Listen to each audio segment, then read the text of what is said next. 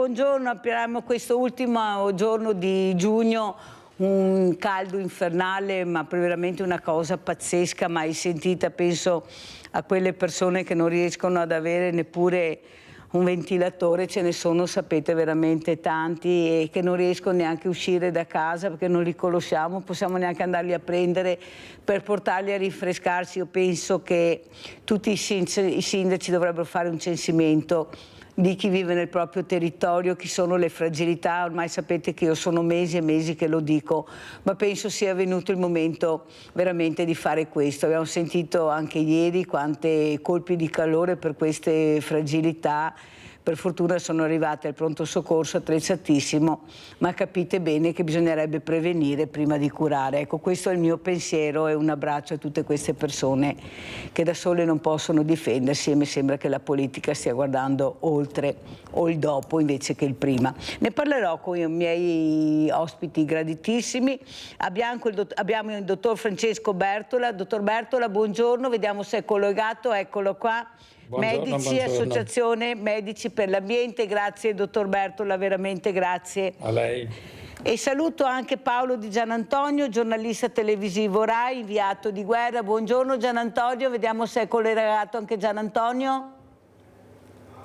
Non lo vedo, allora saluto gli ospiti in presenza: Fabio Termini, buongiorno. Buongiorno signora. E Mario Montagnier, consigliere dell'Associazione Culturale Paracadutisti Dea Bellona. Ecco, Buongiorno. ho detto tutto, in attesa che si colleghi anche l'altro ospite.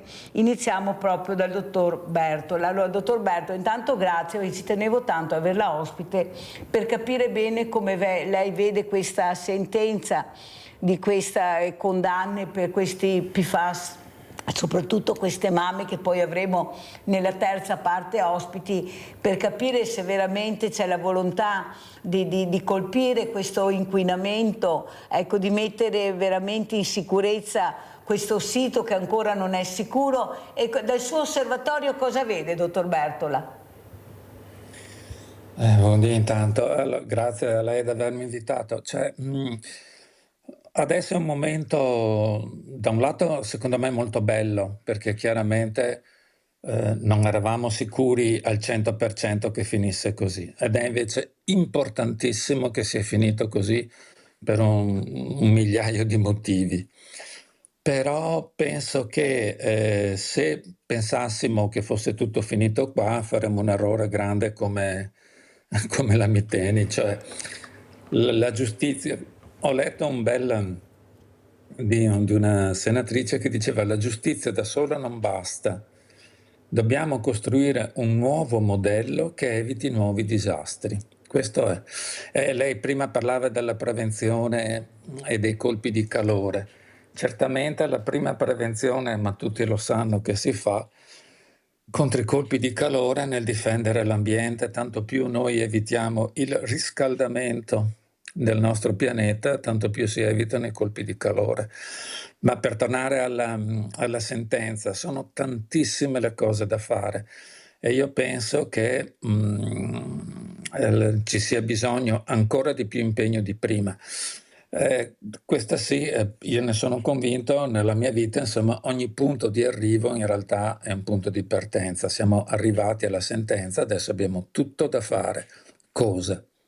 Tantissime cose, come attivisti, chiaramente. Intanto, a mio modestissimo avviso, la prima cosa più importante, so che non sembra la più importante, ma in realtà lo è quello che ci sia una vera e propria informazione, questa volta gestita magari dall'amministrazione, a tutti, incominciare dai medici di base su cosa sono i PFAS, cosa fare i PFAS, cosa sono i PFAS lo sanno benissimo, cosa fare, ma soprattutto a tutta la popolazione, e non solo a quelli della zona rossa, perché i PFAS ci sono anche fuori dalla zona rossa.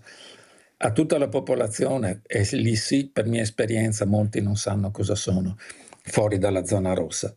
E quindi cosa sono, cosa fare, come proteggersi e come evitare appunto di venire a contatto, e poi per chi è già venuto a contatto cosa fare. E siccome si viene a contatto con l'acqua, con l'aria, con gli alimenti, lei capisce che c'è tantissimo da fare da parte questa volta delle amministrazioni.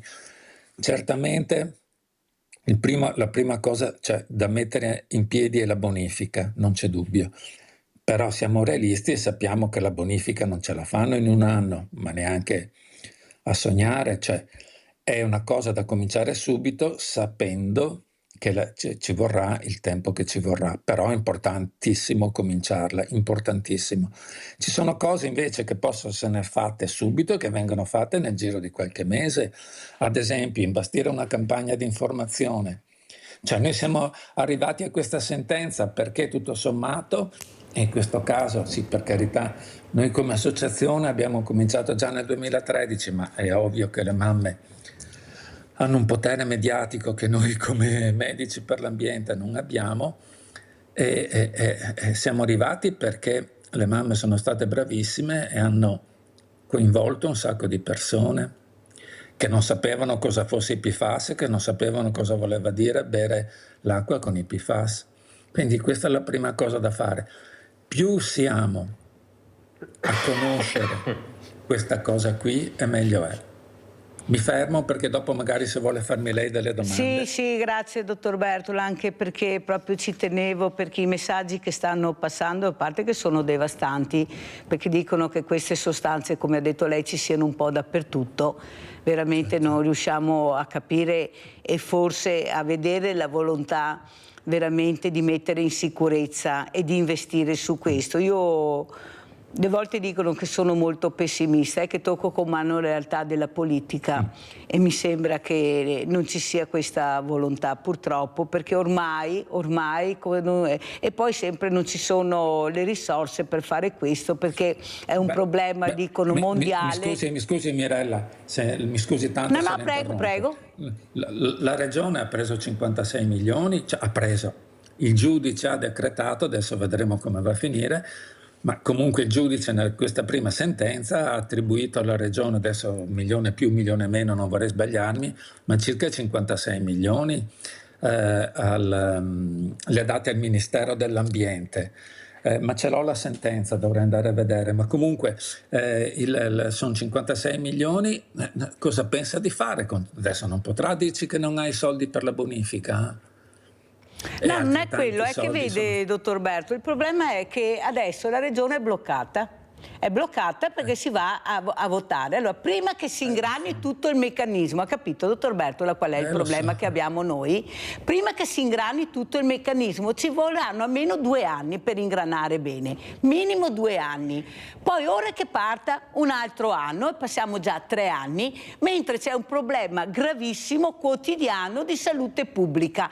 E mi sembra che non ci sia questa volontà, non la vedo, dottor Bertola, non la vedo. Non è che non ci siano i mezzi, non c'è la volontà, perché è un problema troppo gigante a detta di qualcuno, e perciò come si fa? E invece il dottor Bertola giustamente dice 56 milioni, cerchiamo subito di impiegarli nella maniera giusta, ma le sembra che i fondi del PNRR destinati al terzo settore siano stati impiegati nella maniera giusta?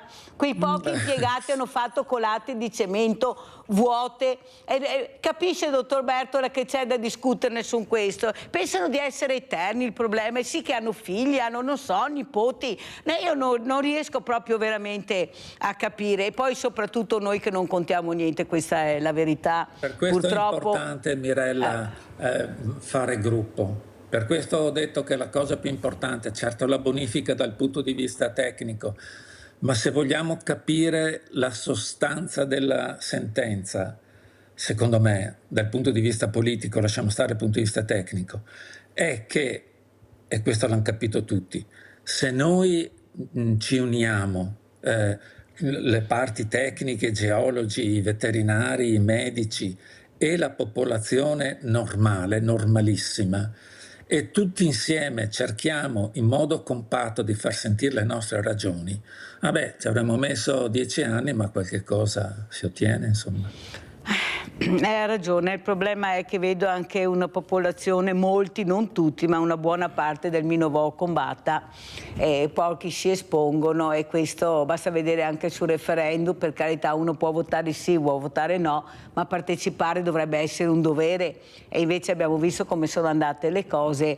Purtroppo Certo. c'è una rassegnazione, perché culturalmente siamo così, non c'è niente da fare, quello è il Brava, nostro problema. Una volta eravamo brava, eravamo migliori, io vedo questo, ecco, i brava. nostri Per quello dico che la cosa più importante è fare informazione.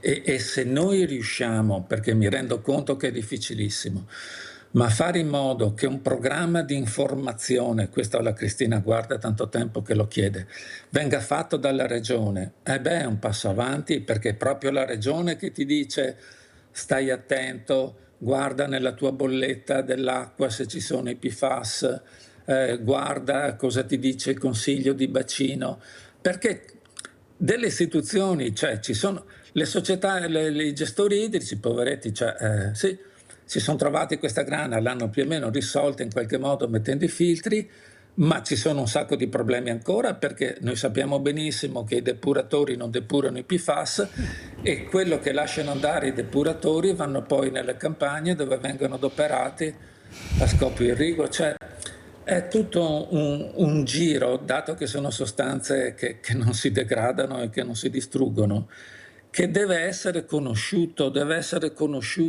bene fino in fondo. E se fosse la regione a fare questa campagna di informazione sarebbe oro. Allora, sentiamo cosa ne pensano anche i miei ospiti, Fabio Termini e Mario Montagnier, appunto di questa associazione paracadutisti Dea Bellona. Allora, iniziamo con Fabio Termini. Come commentiamo queste parole che abbiamo sentito, dottor Bertola, sicuro non l'ultimo della classe? Ma diciamo che fondamentalmente quello che blocca un po' tutto quanto è sempre la burocrazia. E la voglia ovviamente poi dopo di andare a fondo su quello che sono i problemi principali dei PFAS, che sia. È ovvio che bisogna prendere dei provvedimenti molto importanti, perché il futuro dei nostri figli è in mano loro, insomma. Sentiamo anche Montagnier. Concordo con quello che è stato detto, anche perché la salute pubblica dal mio punto di vista è la cosa più importante, e quindi la politica dovrebbe essere attenta a queste cose che stiamo discutendo oggi. Vedo che però giustamente, come ha detto lei, la politica è assente, ma è assente da tanti anni, non solo adesso, e speriamo che per il futuro si riesca ad avere una politica più vicina alle persone e non all'economia, diciamo, perché il problema è quello. È quello. Allora, Montagnier, spieghiamo anche per chi magari non conosce, che non ha visto queste associazioni Dea Bellona, chi è Dea Bellona e perché si chiama così. Allora, noi siamo nati qualche anno fa a Montebelluna perché ci siamo divisi da quello che è un'associazione d'Arma. Abbiamo modo comunque di gestire questa associazione in maniera da poter portare avanti quello che è la nostra storia del paracadutismo e avere le mani libere per poter anche portare dei fiori nei vari monumenti senza avere l'obbligo di fare domande o richieste assurde ad associazioni d'Arma che non ci danno questa possibilità. Quindi questa associazione è nata soprattutto per ripercorrere quella che è la nostra storia del paracadutismo. Perché si chiama Dea Bellona? Perché la Dea Bellona è il simbolo di Montebelluna. Essendo questa associazione nata a Montebelluna, è stato preso questo nome soprattutto importante, per questo. Sì, riconoscibile. Questo sì. Allora, sentiamo il nostro Rinaldo da Venezia. Vai, Rinaldo. Ciao Mirella e buongiorno ai tuoi ospiti. Una roba che voglio dire ai vecchiotti compagni del MI, a chi che ha una certa età, che mi sumi nel CAE quando gli altri non capiamo niente, non siamo buoni a fare niente, abbiamo tutti i difetti. Qui che crea il mondo che abbiamo adesso, siamo stati gli altri vecchiotti, se no non riesce a niente, perché i giovani non sono neanche i gatti ebrai. Questo.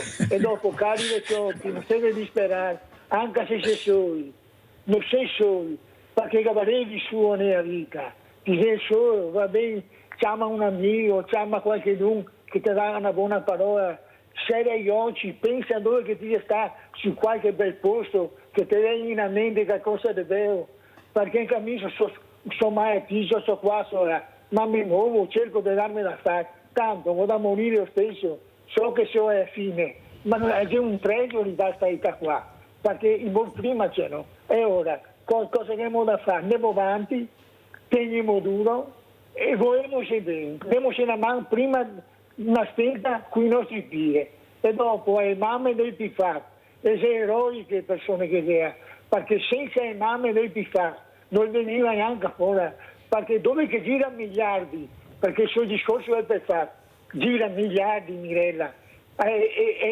sì, se stai condannati, ma di cosa vuoi che sia. In tutto il mondo c'è un problema, non io tocco a nessuno perché i soldi, i lavora, i crea, i fa partire infermiati, colpi fa, scarpe, gli vestiti, è una porcheria. E dopo è politica, cosa c'entra è politica? Non è politica che manda avanti il mondo, dei soldi, basta che vedremo cosa che fa Trump, quello di intelligenza, quello che si viene a Venezia, ma gli altri ne carico e niente. I soldi manda avanti il mondo. Ciao Mirella e buongiorno ai tuoi ospiti. Grazie Rinaldo, grazie. Abbiamo sentito anche le riflessioni di Rinaldo. Andiamo a vedere questa diretta processo PFAS e poi lo commentiamo col dottor Bertola.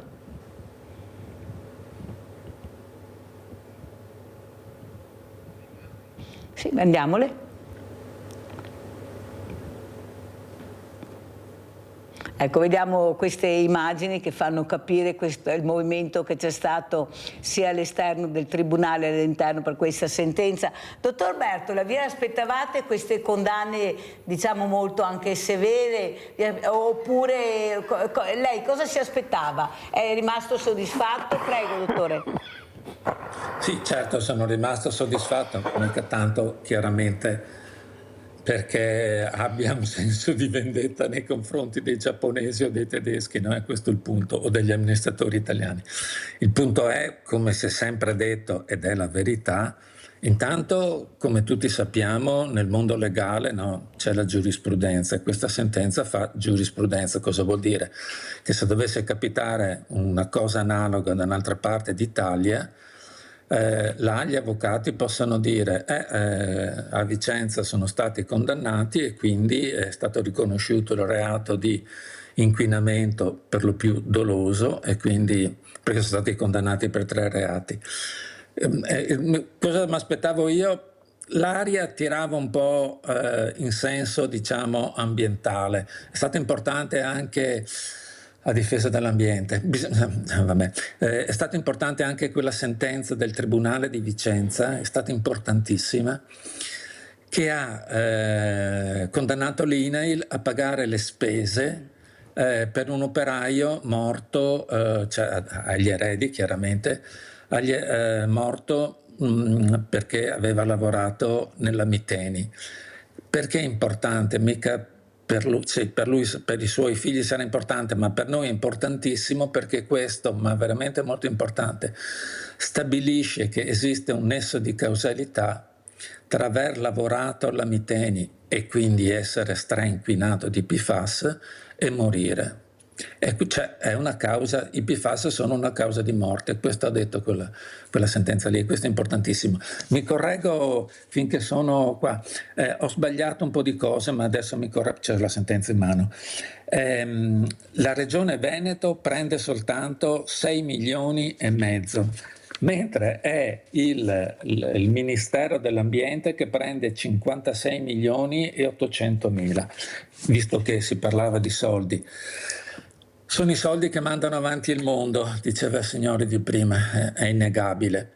Però se noi ci arrendiamo a questo, l'ho sentito abbastanza combattivo invece il signore di prima, se noi ci arrendiamo a questo che sono i soldi che mandano avanti il mondo, non andiamo, secondo me, non andiamo da nessuna parte. Non è che voglio che tutti diventiamo francescani, ma dico che c'è qualche cosa che paradossalmente è ancora più importante dei soldi. Finché noi non capiamo questo, che è la nostra salute, poi, finché noi non capiamo questo, non andiamo da nessuna parte, i soldi li adopereremo, come sempre si dice, per curarci, oltretutto anche nelle cliniche private, perché il sistema sanitario nazionale comincia ad avere qualche difficoltà.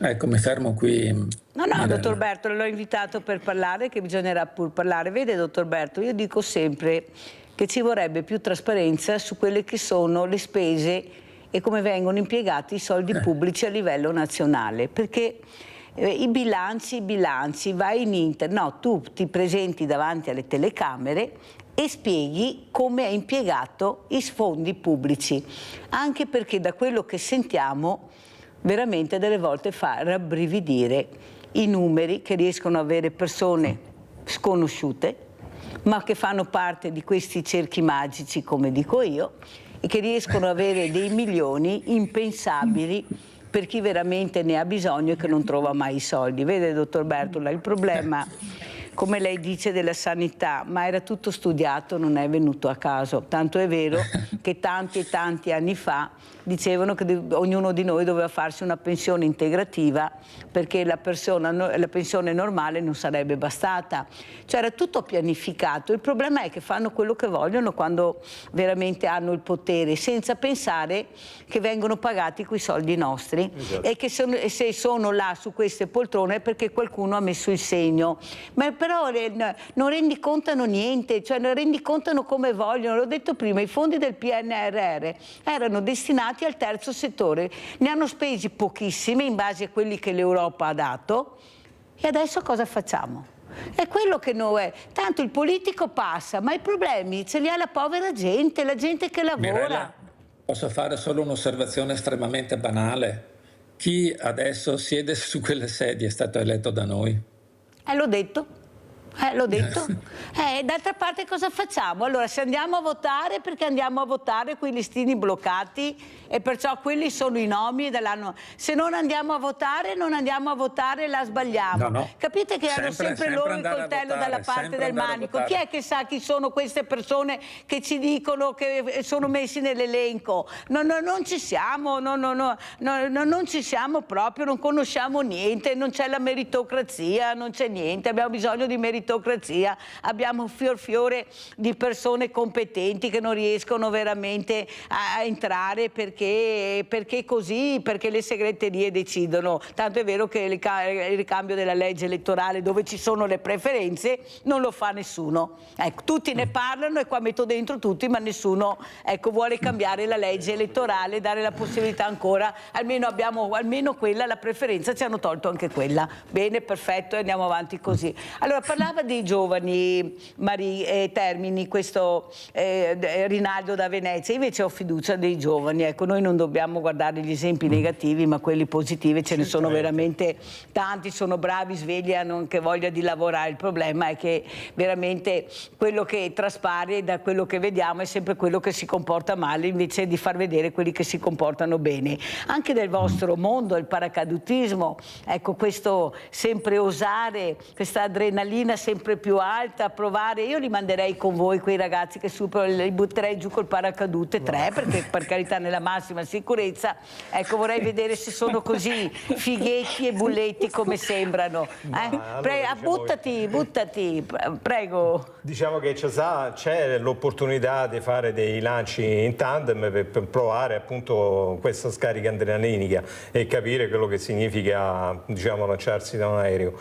Ma questo qua, diciamo, è abbastanza relativo come cosa, perché, diciamo, al di là del fatto una volta c'era la naia, quindi con la naia tu potevi entrare dentro, scegliere di fare il paracadutista e quindi intraprendere un certo tipo di vita, e a compimento poi c'erano i lanci, ma i lanci erano solamente la ciliegina sulla torta, perché poi dopo il comportamento che il paracadutista aveva a terra era quello che faceva la differenza con tutto il resto. Era sempre un comportamento di onore, di dignità, di fratellanza, che spingeva, diciamo, a crescere, a farti crescere e diventare uomo. c'erano la serietà e la severità, diciamo, di un corpo che ti portava a essere diverso rispetto a tutto quello che era la massa. E tuttora noi ci comportiamo sempre in questa maniera, con onore e dignità, e sperando poi che i giovani oggi, non avendo più la naia, non avendo più il servizio militare, è difficile fargli capire queste cose, ma nello stesso tempo abbiamo sempre fiducia, perché non c'è solamente quello che è l'ambiente scolastico base o distruttivo di tante altre cose che girano intorno. C'è sempre qualcuno che si eleva e riesce a tirarne fuori un po' l'educazione anche familiare, che è molto importante. Che è molto importante sotto questo punto di vista. Allora, Montagnier, la prima volta che si è buttato da questo aereo, ecco, con questo paracadute, cos'è l'emozione? Cosa ha provato? Se lo ricorda ancora per il primo lancio? Certo, come lo ricordo. Diciamo che il primo lancio viene sentito dal paracadutista, dall'allievo paracadutista, come una cosa che ti arriva all'improvviso. Io mi ricordo ero il 7° al lancio da un C-130 e quindi praticamente sono arrivato alla porta di corsa e mi sono trovato fuori dall'aereo, quindi per me è stata una sorpresa perché non l'avevo mai fatto prima. Diciamo la svolta la si ha nel secondo lancio, perché nel secondo lancio ti subentrano tutti i dubbi di cosa ti può succedere. E questo diventa limitativo per tanti, perché ho visto tanti ragazzi che al secondo lancio hanno rinunciato al lancio, perché c'è la consapevolezza. Però la cosa più importante è l'autostima, quella che riesci ad avere nel momento in cui tu riesci a superare una cosa che non è da tutti. E quindi io ho visto tanti ragazzi che con questa autostima sono poi nella loro vita riusciti ad arrivare ad alti livelli, e questo secondo me è importante anche per i giovani, riuscire ad avere l'autostima, superare quelli che sono i propri limiti o le proprie paure. Però nel modo corretto. È chiaro. Perché qui se no non ne andiamo fuori. Chiaro. E soprattutto io sono dell'idea che questi giovani bisognerebbe prenderli per mano, da soli non ci arriveranno mai, accompagnarli in percorsi rieducativi nella maniera giusta e nel modo giusto. Il problema è che non lo facciamo eppure abbiamo tante associazioni. Lei, dottor Bertola, ha detto bisogna unire le forze, noi le stiamo unendo, abbiamo creato il villaggio delle associazioni proprio per quello che dice lei, perché siamo in tanti ma non ci conosciamo, ognuno fa la propria parte, poi cala il sipario alla sera, ciao. E invece se uniamo le forze, ci facciamo sentire e vedere che siamo unite come dice lei, il percorso può essere molto più semplice, anche perché per coprire la poltrona ci vogliono i numeri, come dice lei. Anche noi abbiamo bisogno di numeri, ma anche loro hanno bisogno di numeri. Diceva il presidente Volpe, che si occupa di RSA, che prima delle votazioni chiameranno tutti i possibili presidenti regionali e anche comunali per vedere se il diversamente giovane e l'RSA nel primo punto del loro programma o no, vogliono sapere se riescono a vedere che c'è questo invecchiamento che fa paura, che non abbiamo le strutture, molti non hanno i soldi per entrare nelle strutture, non hanno i soldi per curarsi,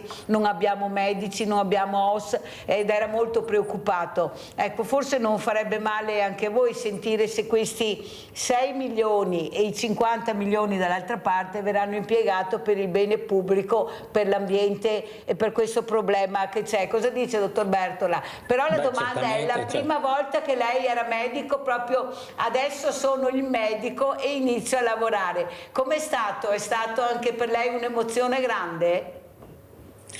Beh, certo, sì, è stato, per fortuna noi quando cominciamo a lavorare, in genere, almeno ai miei tempi chiaramente, perché si parla di un po' di tempo fa, siamo sempre accompagnati perché veniamo fuori dall'università, che non è che sappiamo propriamente tanto la pratica medica, insomma, almeno ai miei tempi. Adesso questo è un po' cambiato, per fortuna gli specializzandi già sono pagati, quindi durante la specializzazione possono già lavorare. Ai tempi miei la specializzazione veniva fatta solo nelle aule universitarie, quindi di pratico non imparavi niente.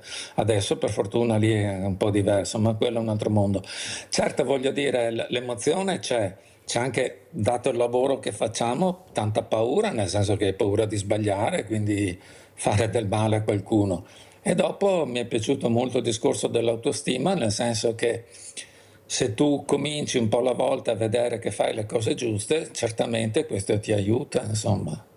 Comunque, sicuramente. Comunque, lì per ritornare al discorso di prima, noi ne siamo straconvinti che è l'unione che fa la forza, per dire una banalità.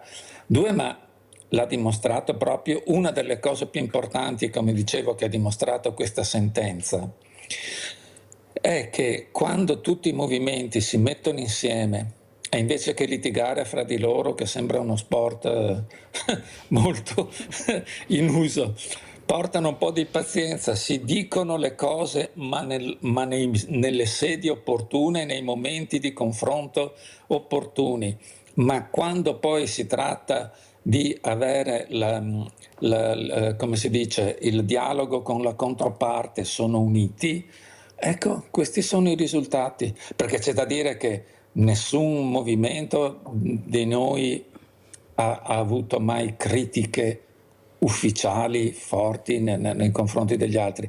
C'è poi da dire un'altra cosa, secondo me, che ho imparato: non si può pretendere che tutti i movimenti facciano le stesse cose, perché ogni movimento ha la sua sensibilità, ogni movimento è nato per un determinato motivo, è nato in un posto, è nato con certe motivazioni, ha delle caratteristiche. Mica tutti devono fare le stesse cose. Purtroppo hanno fatto un caglierone, siamo in tanti, tutti facciamo tutto, alla fine troviamo l'anziano morto in casa perché non riusciamo ad arrivare, perché non conosciamo nome, il ragazzo che si suicida perché nessuno lo ascolta, nessuno capisce i problemi che ha. Guardi, veramente dovremmo veramente metterci in moto e speriamo che il villaggio delle associazioni a cui partecipano anche questi cari amici, questa associazione, ecco, farà capire proprio questo, che uniti forse ce la faremo, finché rimaniamo divisi. Anzi, ho invitato anche le mamme Nopi Fas con un gazebo, se hanno piacere anche loro di partecipare, proprio perché abbiamo più di 120 associazioni che partecipano, vuol dire che hanno capito che veramente bisogna unire le forze, perché sennò non si sarebbero presentate e non faremo questo villaggio per aiutare le fragilità. Gabriella da Mogliano, vai Gabriella. Buongiorno Mirella, grazie di tutto. Volevo dirle, ha sentito che al GRES non vogliono i diversamente abili? Non li vogliono perché c'è troppo da fare e quindi non hanno operatori che gli danno una mano e quindi non li accettano ai GRES. Dopo volevo dirle che un'altra cosa, che voglio proprio vedere quando non c'è più Zaia cosa succede in Veneto.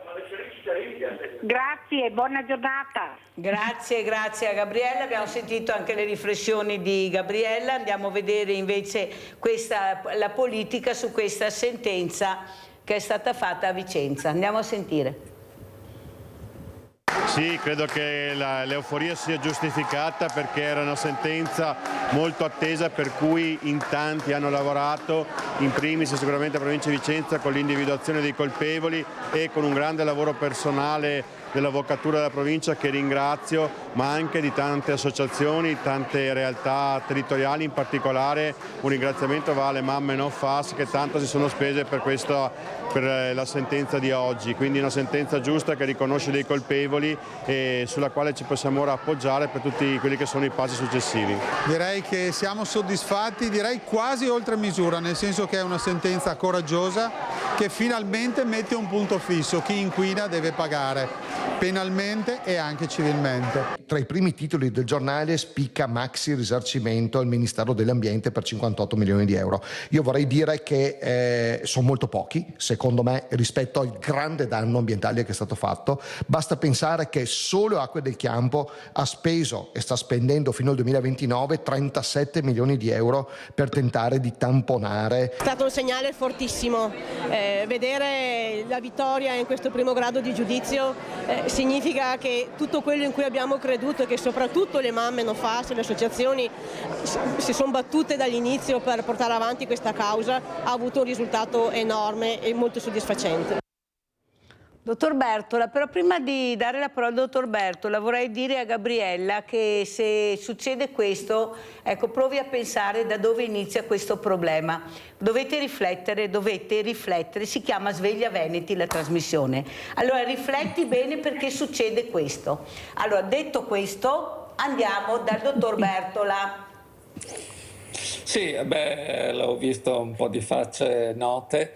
Ecco, ad esempio, e questa è un'esperienza mia diretta, ci sono stati comuni, quando abbiamo fatto, lei sa che sto facendo uno studio, che poi, piccola parentesi, c'è questo grande problema, no, che chiaramente manca l'assistenza che si dovrebbe dare alla terza età, ma di riflesso, anche se se ne parla molto meno, c'è un altro problema, cioè che nascono sempre meno vite. Ormai siamo al punto, basta vedere, cioè non lo dico io, cioè lo dice l'INPS, lo dice l'Istituto per la Statistica dello Stato, cioè l'Istat, ormai siamo arrivati al punto, una volta erano maggiori le nascite delle morti. Poi abbiamo avuto un periodo di parità, adesso ormai stiamo cominciando che le nascite sono inferiori alle morte, ma chi si prenderà cura dei vecchi se ne nascono sempre meno? C'è un pensiero anche a,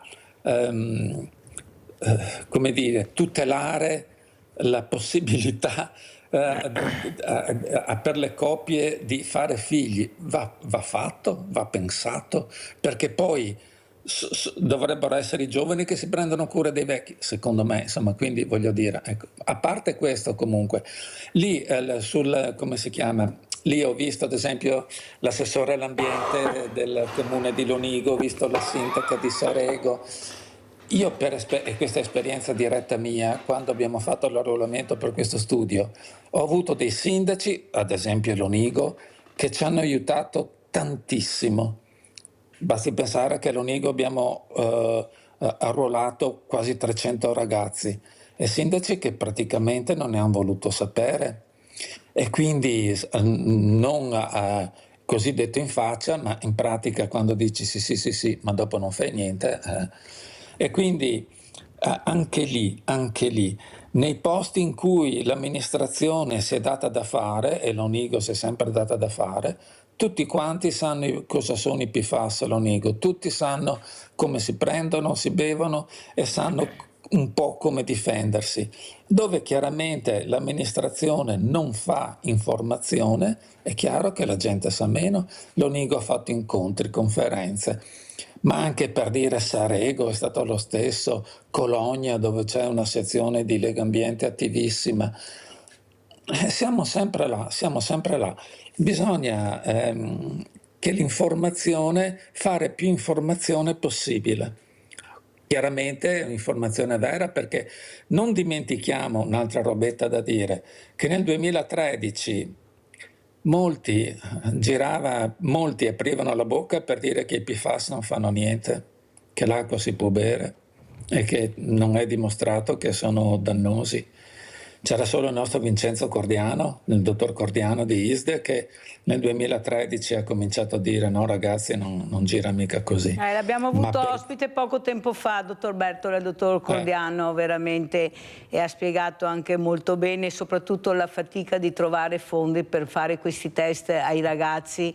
Ecco, la regione non ha dato niente, hanno dovuto veramente chiedere l'elemosina a privati per cercare di fare questi test. Ecco, voi capite bene, compresa Gabriella Sveglia Veneti, perché c'è sempre la colpa di qualcuno, ecco, che dovrebbe invece capire l'importanza di quello che si poteva fare e non è stato fatto, e purtroppo. E dopo ci dirà anche il dottor Bertola cosa hanno detto questi test. Ecco, se avete qualcosa da dire, visto che fortunatamente siete riusciti a trovare questi soldi, ma adesso mi sembra che ne servono altri, ha detto il dottor Cordiano, per continuare con questi test, e speriamo che la nuova politica si renda conto di investire anche su questo. Pubblicità.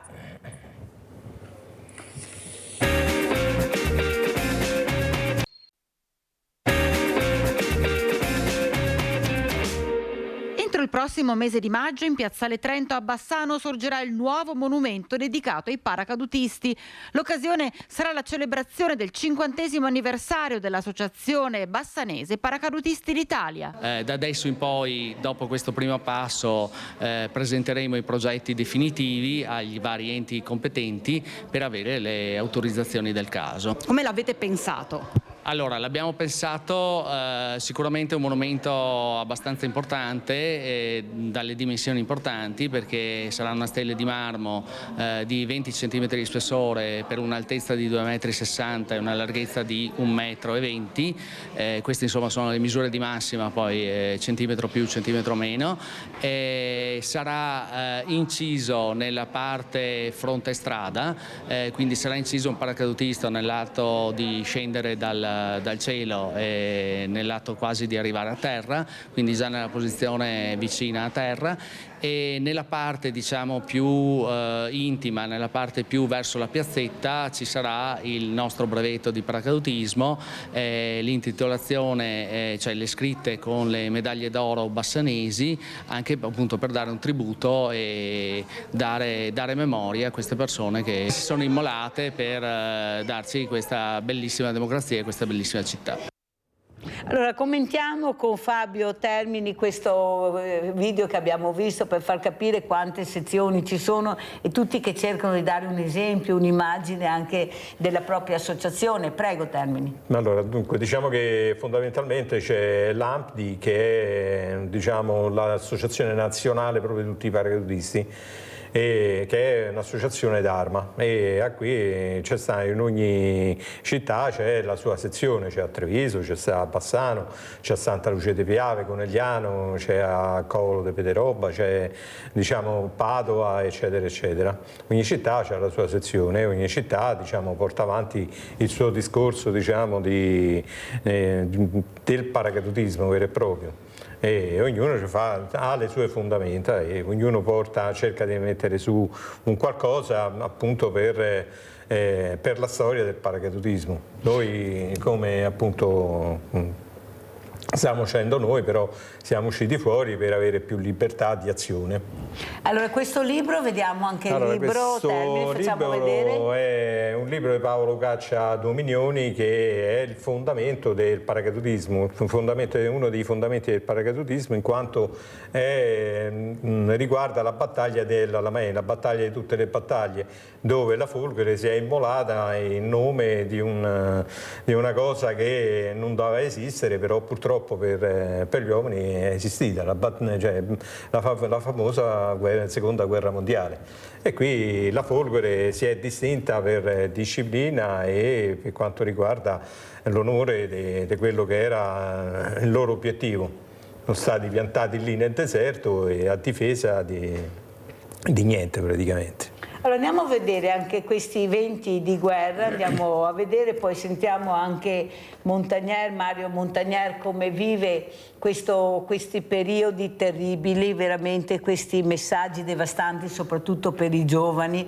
Pensate ai fragili che non possono neppure scappare. Pensate a quelle persone che non riescono neppure a scappare perché problematicamente proprio quei problemi che hanno anche alle gambe, al corpo, non riescono a fuggire, devono rimanere là sperando che non arriva il missile. Andiamo a vedere questo servizio.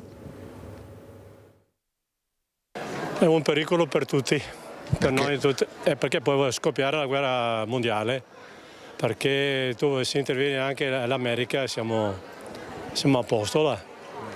Perché siamo sotto il dominio russo, cinese, hanno occupato tutta l'Africa, perciò è Purtroppo gli israeliani devono sopravvivere e se non fanno così non vivono.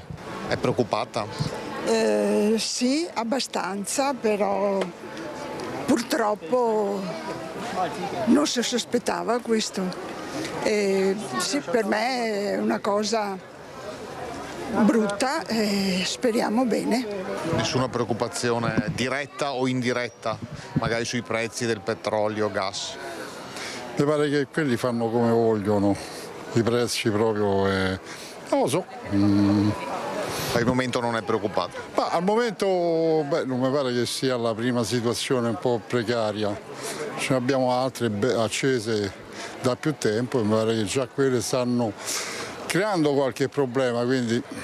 Purtroppo siamo comandati da questi signori alti che non ne frega niente di noi e fanno quello che vogliono e quindi siamo nelle sue mani purtroppo, non siamo noi che decidiamo. Siete preoccupate? Sì, certo, molto. Perché? Può avere conseguenze dirette anche qui? Beh, dirette no, però magari qualche attentato potrebbe scapparci, poi noi siamo un paese di provincia, magari sulle grandi città è più pericoloso. C'è da tenere presente che siamo alleati con Israele, di conseguenza potremo essere coinvolti anche andando avanti. C'è troppa gente immischiata in un modo o nell'altro. E comunque quella zona lì è sempre stata, come posso dire, fonte di problemi anche per tutto il resto del mondo, insomma, dai tempi dei Romani e di Gesù. Anche prima.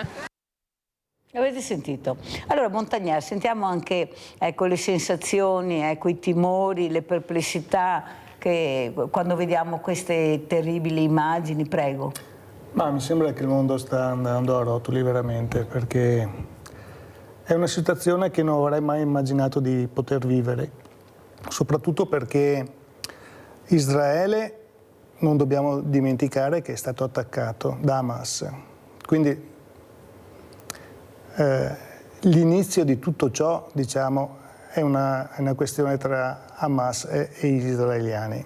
Dopodiché che Israele stia esagerando su quello che sta combinando. Vediamo anche le immagini intanto che abbiamo di questa guerra a Gaza, grazie, sì, prego, ho visto delle immagini terrificanti, cose che dal mio punto di vista non dovrebbero mai succedere, soprattutto contro i civili, perché finché tra militari c'è la guerra tra militari ci può anche stare, perché io mi posso anche difendere. Ma quando stiamo parlando di civili, i civili non si possono difendere e quindi di conseguenza questo ritengo che sia una cosa sbagliata. Non ne vedo la fine comunque, non ne vedo la fine perché il mondo non so che direzione voglia prendere. Io ho sentito l'intervento che ha fatto Vannacci al Parlamento europeo e mi sembra che lui da esperto abbia detto molto chiaramente che devono tacere i cannoni e se lo dice un generale avrà causa in materia. I politici probabilmente sono molto lontani da quello che è veramente il caos di una guerra e mi sembra che i politici in generale, non sto dividendo politica destra e sinistra, però in generale la politica è molto lontana. Luigi da Padova, vai Luigi! Buongiorno agli ospiti, Luigi da Padova. Allora,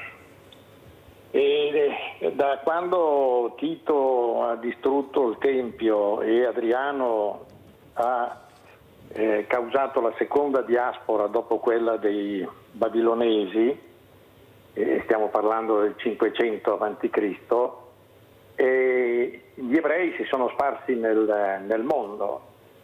Poi li abbiamo visti nelle varie, dal Medioevo e compagnia bella, i ghetti, tutte le costrizioni che hanno avuto a causa anche di un cattolicesimo bislacco che non aveva niente a che vedere con Gesù Cristo, ma era più una banda, una setta, io la vedo così. E hanno subito angherie di tutti i tipi che sono sfociate poi prima della seconda guerra mondiale con le leggi razziali volute anche dal fascismo in Italia, che non ha visto da quando sono state fatte le leggi razziali molta gente andare in montagna, ribellarsi su questo obbrobrio, su questa schifezza che sono le leggi razziali, perché attraverso quelle leggi e la legalità di quel tempo ha permesso il rastrellamento di bambini, vecchi, donne, uomini, handicappati e non, e mandati in quel di Germania o alla risiera di San Saba per essere poi annientati definitivamente. Quindi noi siamo anche complici di quel mondo lì, e vedo in tutti questi atteggiamenti, e le faccio poi un esempio del perché la vedo così, che 50.000 morti palestinesi, no? Dopo tutto quello che è successo, perché quella è una guerra a tutti gli effetti, hanno fatto molto più scalpore dei 5.400.000 morti tra Congo e Ruanda in tutti questi anni. 5.400.000 morti fatti in quell'area, e nessuna università, nessuna piazza italiana ha manifestato contro una parte o l'altra per far finire quella guerra. È una guerra che era dimenticata da tutti. Mi sono chiesto, l'hanno fatto perché quelli sono neri? Oppure c'è il messaggio subliminale che siccome dall'altra parte ci sono gli ebrei, e ritorniamo punto e da capo si riavvolge il nastro? Attenzione, perché è pericolosa questa cosa che sta succedendo, e difatti ci sono farmacie che non vogliono più avere i farmaci della Teva, che è un farmaco israeliano, ci sono aziende, per esempio libri, che non vogliono libri di scrittori ebrei, e avanti di questo passo. Per cui io credo che ci sia un ritorno di fiamma di quello che è l'anti-ebraismo. Grazie Luigi, grazie, devo andare avanti, comunque sei stato chiarissimo.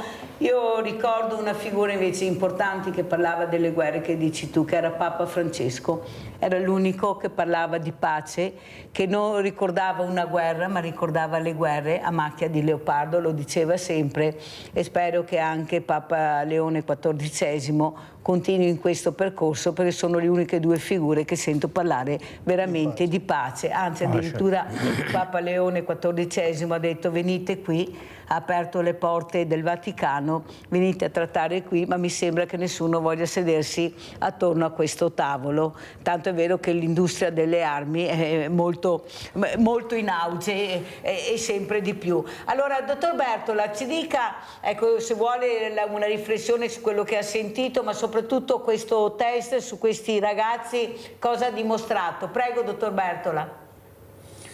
Beh, chiaramente l'elaborazione è ancora in corso. Abbiamo pubblicato una prima analisi preliminare su una rivista, e l'abbiamo volutamente fatto su una rivista italiana in modo che tutti possano leggere e capire. E qua bisogna ringraziare il professor Biggeri. Io ho cercato in questo studio qua proprio di essere affiancato da persone di una, diciamo, competenza indiscutibile. Il professor Biggeri di Biostatistica di Padova lo è. E ecco, adesso stiamo andando avanti. La cosa che appare, che posso dire come messaggio più evidente, è che non è, almeno per ora che ne abbiamo analizzati solo la metà, 500 su 1000, non è tanto il livello di siero, il livello di PFAS che tu hai nel sangue quel giorno che vieni a fare la visita a determinare la qualità del tuo liquido seminale, cioè se hai tanti o pochi spermatozoi, quanto la durata in anni nella zona rossa, cioè tanti più anni tu vivi nella zona rossa, tanto peggio sembra essere la qualità del tuo liquido seminale, e questo avrebbe il suo senso. In epidemiologia si chiamerebbe esposizione cumulativa. Comunque, insomma, ci stiamo lavorando. Anche qui vorremmo lavorare in un certo modo, cioè stiamo cercando, e alcuni comuni sicuramente saranno d'accordo, di fare delle serate dedicate proprio alla popolazione, ma soprattutto per far intervenire i ragazzi che hanno partecipato allo studio e dedicare queste serate a loro per ritornare a loro quelle informazioni che noi siamo riusciti ad avere grazie al fatto che loro hanno partecipato allo studio. Allora, Martini, cosa ci dice cosa ci dice queste parole che fanno molto riflettere su quello che può essere il futuro se non prendiamo provvedimenti e lasciamo che questi medici per l'ambiente facciano un lavoro per tutta la comunità e aiutandoli e aiutando anche con gli amministratori che devono informare. Prego, termini. Diciamo che tornando al discorso anche precedente, che è importante che ci siano dei test riguardo appunto a questa fase per riuscire a capire esattamente com'è la situazione, diciamo, a livello nazionale, perché sicuramente il problema sarà anche a livello nazionale, non solo regionale per quello che riguarda Vicenza e cose, perché queste cose sono abbastanza sparse ormai in tutto l'universo, insomma. Quindi i test sono principalmente una cosa importante, ma tutto sta in mano alla politica, sempre. Allora, sentiamo anche come ci saluta Mario Montagnier. Ho trovato questa trasmissione molto interessante anche perché io non conoscevo questa questione del PFAS e quindi per me è stato molto importante capire e sapere che c'è comunque gente che sta combattendo anche per me, che è nero all'oscuro. Penso faccia piacere anche al dottor Bertola quello che ha detto Mario Montagnier. Certo. Dottor Bertola, come ci saluta, con quale messaggio? Andare sempre avanti, Mirella, sempre. Che le cose vadano bene, che le cose vadano male, si va sempre avanti. Se le cose vanno male, bisogna andare avanti per cercare di raddrizzarle. Se le cose vanno bene, non dormirci sopra. Grazie, veramente grazie ai miei ospiti. Pubblicità.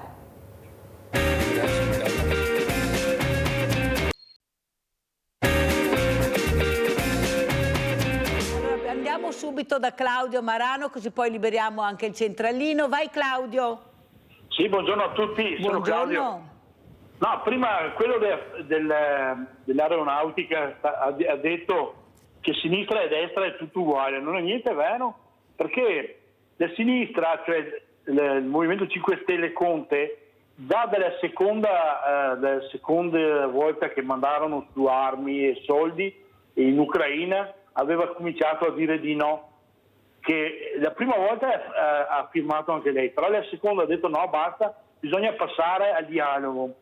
Poi io voglio fare un altro ragionamento. Nel 68 a Praga erano arrivati i carri armati dell'Unione Sovietica, però adesso non va bene perché sono stati invasi, però non è stata usata la violenza, e non essendo stata usata la violenza, molte persone che allora potevano morire, ci sono ancora. C'è stato un diverso approccio della guerra che però ha portato a salvare molte persone, anche se loro allora io vo con la mente al 2014 alla piazza Maidan, quando ci fu praticamente portarono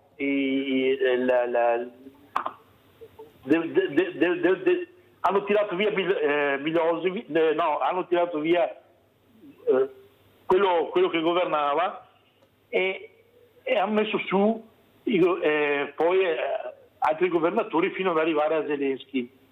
Allora ci sono delle precise responsabilità, si chiama destra, non è che tutto sinistra e destra è uguale, quando il signore dell'aeronautica è tutto uguale, per niente è uguale, perché sta contestando, sta gridando anche Conte adesso i 400 miliardi che ha firmato per 10 anni, che cominceremo a pagare dopo quando arriveranno i nuovi governi, quei contratti che ha fatto la Meloni. Cioè non le vogliamo, la sinistra non vuole la guerra, non vuole le armi. Gli unici che vogliono la guerra e le armi è la destra, perché la destra fa capo ai grossi gruppi che hanno impegnato miliardi sui stabilimenti delle armi, che sono anche gruppi americani, fondi di investimento che hanno budget da stati, e questa è la realtà. Buona giornata signori. Grazie, abbiamo sentito le riflessioni di Claudio da Marano. Saluto Silvana Fanelli, segretaria regionale CGIL. Grazie di essere qui, Fanelli, per capire dove andiamo a parare. Abbiamo sentito questi morti, specialmente sul lavoro. Ecco, sono numeri che fanno pensare, anche questa è una guerra, altro che guerra, specialmente per le famiglie che perdono i loro cari, li vedi al mattino che escono ad andare al lavoro e poi non tornano più a casa. Ecco, saluto anche la dottoressa Lorella Crema, coordinatrice scuola e infanzia. Grazie veramente Lorella Crema di essere qui, grazie, fa sempre piacere averla ospite. E saluto anche Don Matteo, sacerdote pastorale sociale della diocesi di Vicenza. Grazie anche a lei Don Matteo di essere qui per capire anche dal vostro importante osservatorio quello che sentite, cosa dicono le persone, soprattutto i giovani, ecco, il futuro di queste realtà che sono ancora fragili, non riescono a difendersi,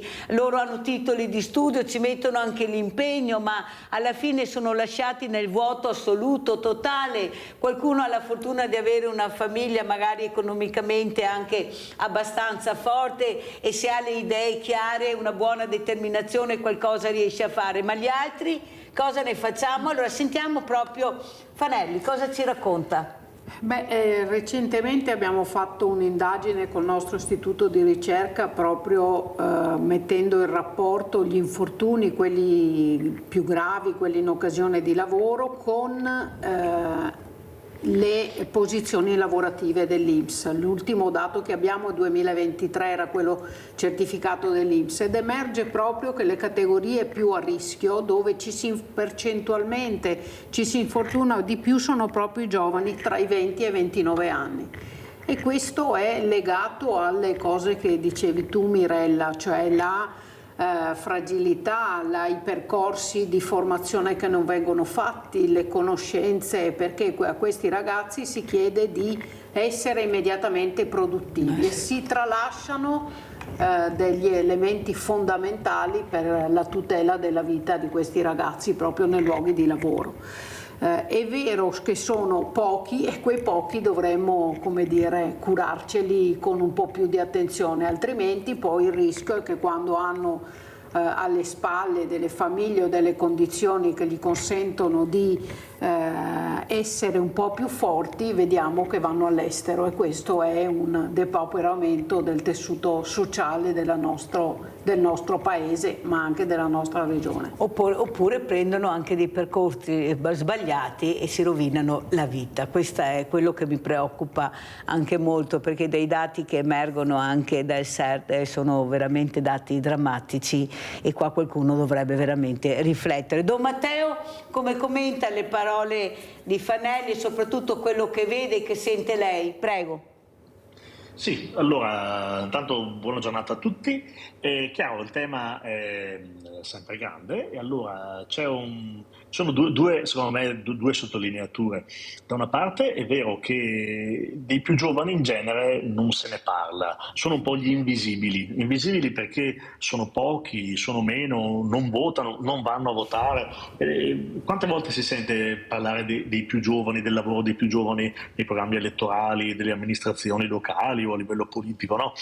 Fanno poca presa, sembrano invisibili, e questa è la prima cosa, no? E secondo me è importante invece, soprattutto per noi adulti, sia amministratori che chiesa, eccetera, associazioni dei lavoratori, eccetera, ne parliamo dei giovani, perché non è vero che sono invisibili, ci sono, cioè, o meglio, ci sono e vogliamo renderli visibili. Questa è la prima cosa, no? E quindi risolvere il problema di questa loro invisibilità. Secondo, dentro questa invisibilità, allora chiaro, c'è chi trova la strada migliore, che è quella di andarsene altrove, dove invece no, ci sono prospettive. Ci sono anche delle ricerche uscite recentemente finanziate anche dalla regione che dicono dei numeri di giovani che laureati o con esperienza o comunque con qualifiche che preferiscono andare all'estero, perché all'estero hanno l'impressione che ci siano più spazio per loro, più spazio per progredire, crescere nel lavoro, nella loro competenza, e anche un riconoscimento, mentre da noi sembrano sempre solo, no, passatemi il termine, quelli destinati a portare il caffè nell'ufficio degli adulti. Quindi c'è anche questa questione. E terzo, c'è chi poi dentro questo meccanismo non ci sta, non riesce a starci, e quindi no, c'è tutto quell'emergenza di ragazzi, i famosi NEET, che non vanno né a studiare né a lavorare e che magari non si rifugiano dentro a un guscio protettivo che è quello costituito dai social, dalla realtà virtuale, dove uno dentro la sua stanza incontra il mondo ma non esce dalla sua stanza. E allora c'è un insieme di problematiche che amplificano poi quelle problematiche che sono sempre state, perché ragazzi o giovani che deviano c'erano allora, c'erano una volta, ci sono anche oggi, però oggi rischiano di essere più amplificate, più problematiche. Per cui sono d'accordo, c'è questo tema. Occorre secondo me parlarne, tirar fuori e far capire ai giovani che non sono invisibili, che noi adulti li vediamo e li abbiamo a cuore. E altra cosa, credo che nel mondo del lavoro sia necessario dare la prospettiva, dare la possibilità che uno sappia che può crescere in quel lavoro, che non è destinato solo a fare il comprimario di un adulto che non molla mai la sua poltrona. Don Matteo, come ha visto lei questo matrimonio così celebrato, così visibile a Venezia? Il professor Crepetta ha detto un messaggio devastante per i giovani. Lei come l'ha visto? Anche qua. Allora, fondamentalmente sono d'accordo con quello, ho letto anch'io quello che ha detto Crepetta, insomma, no? Fondamentalmente. Perché qual è il messaggio che emerge? No? Che il matrimonio, che è una delle prospettive sarebbe, insomma, no, delle idee di vita anche per un giovane che decide, no, di sposarsi o di fare, insomma, no, una famiglia, di costruire un futuro. Il matrimonio dei sogni è quello dove tu appunto fai il matrimonio delle favole, quindi vai a Venezia, ti noleggi una città intera, dai sfoggio a ricchezza senza limiti. Ed è quello, no, il sogno. Perciò il messaggio appunto poco educativo è questo, di immaginare che il futuro è possibile solo se hai una valanga di soldi, ecco, se puoi spendere l'impossibile senza pensarci. Quando invece sappiamo bene che uno, a parte che non è possibile avere per tutto quel denaro e non è nemmeno lecito, dall'altro le cose più importanti sono quelle che si guadagnano, no? Si dice sempre, quando è come, faccio il solito esempio, quando arrivi in cima a una montagna, se ci arrivi camminando c'hai un gusto, se vai con la funivia la montagna è sempre quella, ma il gusto con cui la vivi è totalmente diverso, per cui in realtà è come raggiungi una meta che rende quella meta significativa, e questo in quel matrimonio non emerge. Poi secondo me, dico l'altra mia opinione, è servito un po' anche per distrarre, si parlava molto, ecco, di Bezos e non magari di altre problematiche più urgenti, più gravi. È stato anche un modo per sviare i discorsi, a mio avviso. Io però vedo anche un'altra realtà, che è quella che non è cambiato niente, nel senso che c'è sempre il re, la regina, il principe. Quando si sposa il principe c'è una settimana di festa del paese, c'è ancora chi muore da fame e chi brinda. In tempo di guerra c'è chi mangiava salmone e caviale e chi moriva di fame, ma non cambia niente. Cioè è questo che i giovani riescono a capire. I messaggi invece arrivano a questi giovani, tanto è vero che sono gli unici che protestano, che scendono nelle piazze nella maniera giusta, nella maniera sbagliata. Ognuno può criticare, ma sono gli unici che scendono nelle piazze. Sentiamo anche Lorella Crema. Dottoressa Crema, cosa dice? Lei che invece ha questa fragilità nelle mani tutti i giorni, questi bambini che voglio vedere la regina, voglio vestirmi da principessa, e la mamma che non capisce, la mamma influencer magari che fa sì, ti trucco io da principessa e da regina, e a 8 anni ti metto le ciglia e ti faccio le sopracciglia, il rossetto, l'unghia, e perciò a 12 sei già fuori di testa perché l'unghia la vuoi di 20 centimetri, vuoi il seno. Ma dove stiamo andando a parare? Cioè il mondo non cambia mica, e questi sono i messaggi, non è cambiato niente. Prego, dottoressa Crema.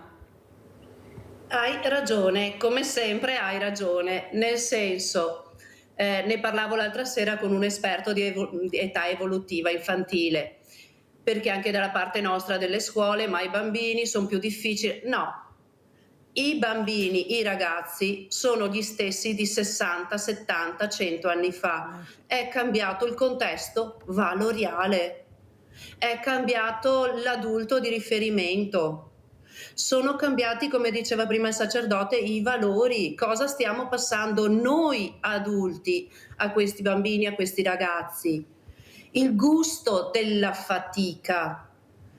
sai che io mi inalbero ogni volta che sento parlare di social, di influencer, eccetera, perché permettiamo il passaggio di questi disvalori. Stiamo permettendo che i giovani si illudano che è tutto a portata di mano, tutto si possa conquistare con i soldi. Le cose più belle non hanno costo. La vita, il sole, l'aria non hanno costo. E ciò che conquistiamo ha un valore molto più alto di ciò che ci viene dato per nulla, di queste conquiste anche futili. Però è anche vero che da parte di noi adulti, i genitori per primi, è difficile far la fatica di far fatica. Quindi quando vediamo i bambini, i ragazzi, i giovani, cerchiamo di togliere tutti i sassi dalla loro strada, di impedirgli di cadere, mentre io ricordo la mia nonna che quando mi sbucciava un ginocchio ci soffiava sopra un po' d'acqua fresca se c'era e via. Quindi anche il gusto di imparare a rialzarsi, perché aiuta anche a prestare attenzione, aiuta a prendersi le responsabilità, aiuta a fare attenzione anche sui luoghi di lavoro, anche nella vita quotidiana, anche nelle relazioni. Far la fatica di pensare.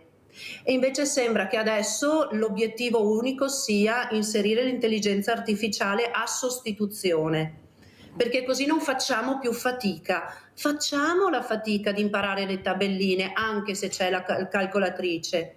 Invece vediamo che si sta proprio svalutando la peculiarità dell'essere umano, il conquistare con fatica, anche nelle relazioni. Quanta fatica c'è nel mettere impegno perché funzioni una relazione, che sia di amicizia, che sia coniugale, che sia di sempre, c'è la relazione anche lavorativa. Ci vuole impegno, ci vuole fatica. La fatica è una cosa positiva. Invece stiamo dando tutto per assodato, togliamo tutto, semplifichiamo. No, facciamo un po' di fatica, sudiamo un pochino. Con questo clima non è neanche difficile sudare, no? È vero, dottoressa Crema, e la ringrazio per queste parole. Il problema è che i famosi genitori, soprattutto i sessantottini, perché bisogna anche dirlo, quali sono questi genitori, forse dovrebbero fare un passo a lato, anche indietro magari, e capire cosa vuol dire fare il genitore, essere il genitore, che mi sa che hanno perso l'uso della ragione, molti, non tutti fortunatamente, ma molti hanno perso l'uso della ragione. Cosa ne pensa Fanelli? Penso che la dottoressa Crema abbia ragione, che mancano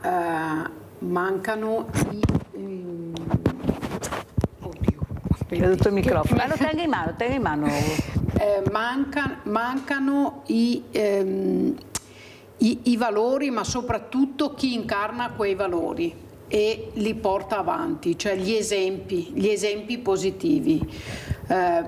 Bezos ha tutto il diritto di sposarsi e ha fatto la sua attività, ma quella ostentazione non è un messaggio positivo, e non è un messaggio positivo far vedere che si può